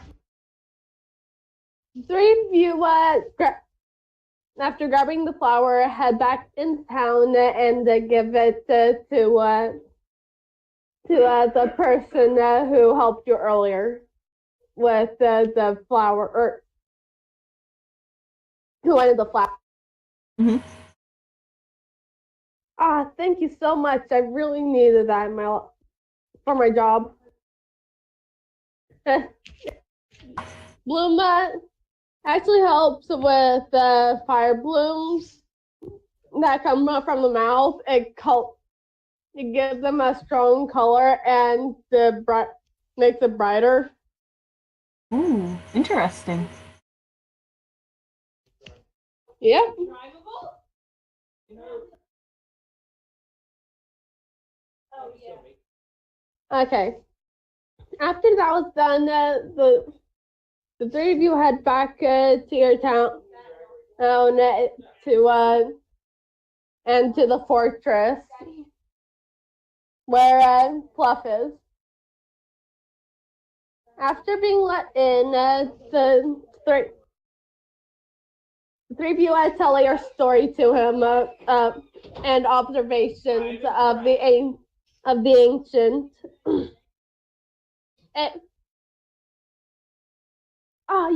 Yes. They bounce joyfully before looking at the three of you with wide eyes. Thank you so much. It will be ready, the opera will be ready by midnight tomorrow. Hope you guys hope you, all three of you, enjoy it, young ones.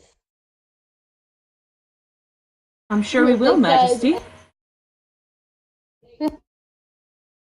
Sorry, what? I said they patted you on the head with their very fluffy wing. You're only going because Mike. No, I'm not gonna stop you. What about you, Rad? Did you say anything to them?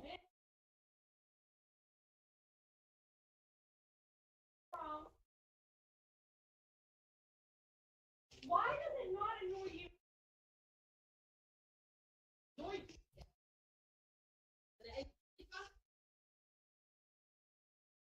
Do you fart?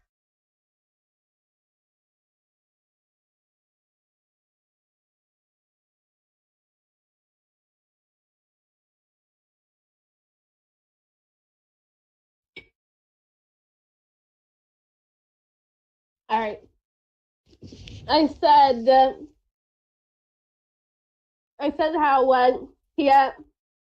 how the elder bounced up and down happily, thanking you for the help and patted you with their fluffy wings.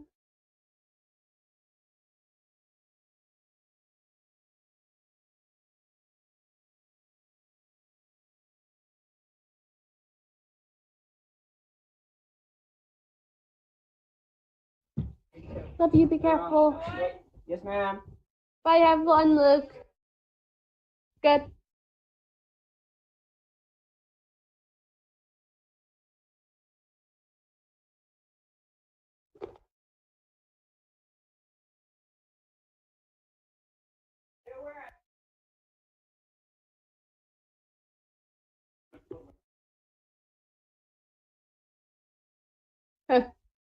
Brad said, "Oh, it's a pleasure, Your Highness." That I smiled, giggling a bit at the pad of their gigantic wing. So, you look a bit shaken up, Eleuthero. Is everything all right? Do you need to say anything? Well, to tell the truth, Elder, while we were observing, the Ancient touched me with their tail, and I suffered a vision. Oh? What was it, young one? It was a vision of the moons in the sky, each gradually covered with darkness, and of dragons on the ground, also suffering in the shadow of the moons and losing their powers of moonlight.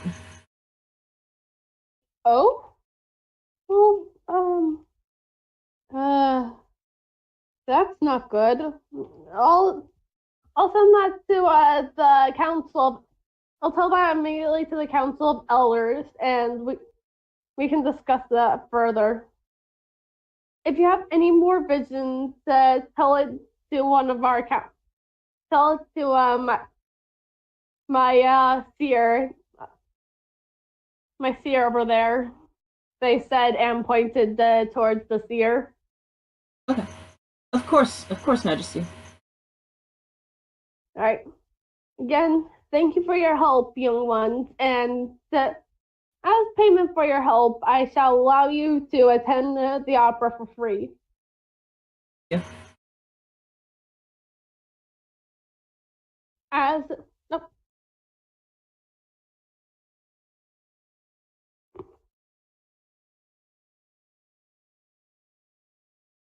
It's not a problem, young one.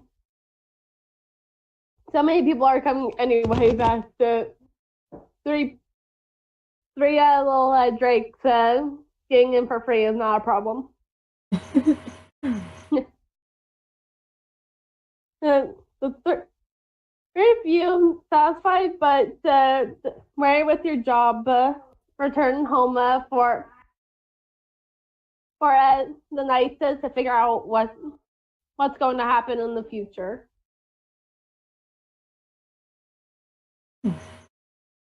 And that's the end of the session. All right. Thank you for running. Not a problem. We'll meet back up next Saturday, or are you guys busy? Saturday should work. All right. Yeah, I think we'll figure that out when the time comes. Oh, that's no. busy. Yeah, we'll be busy. That's a shame. All right. Yeah. What's coming up next will be fun. In the Nice. Story. All right. Okay. I'm gonna stop the recording.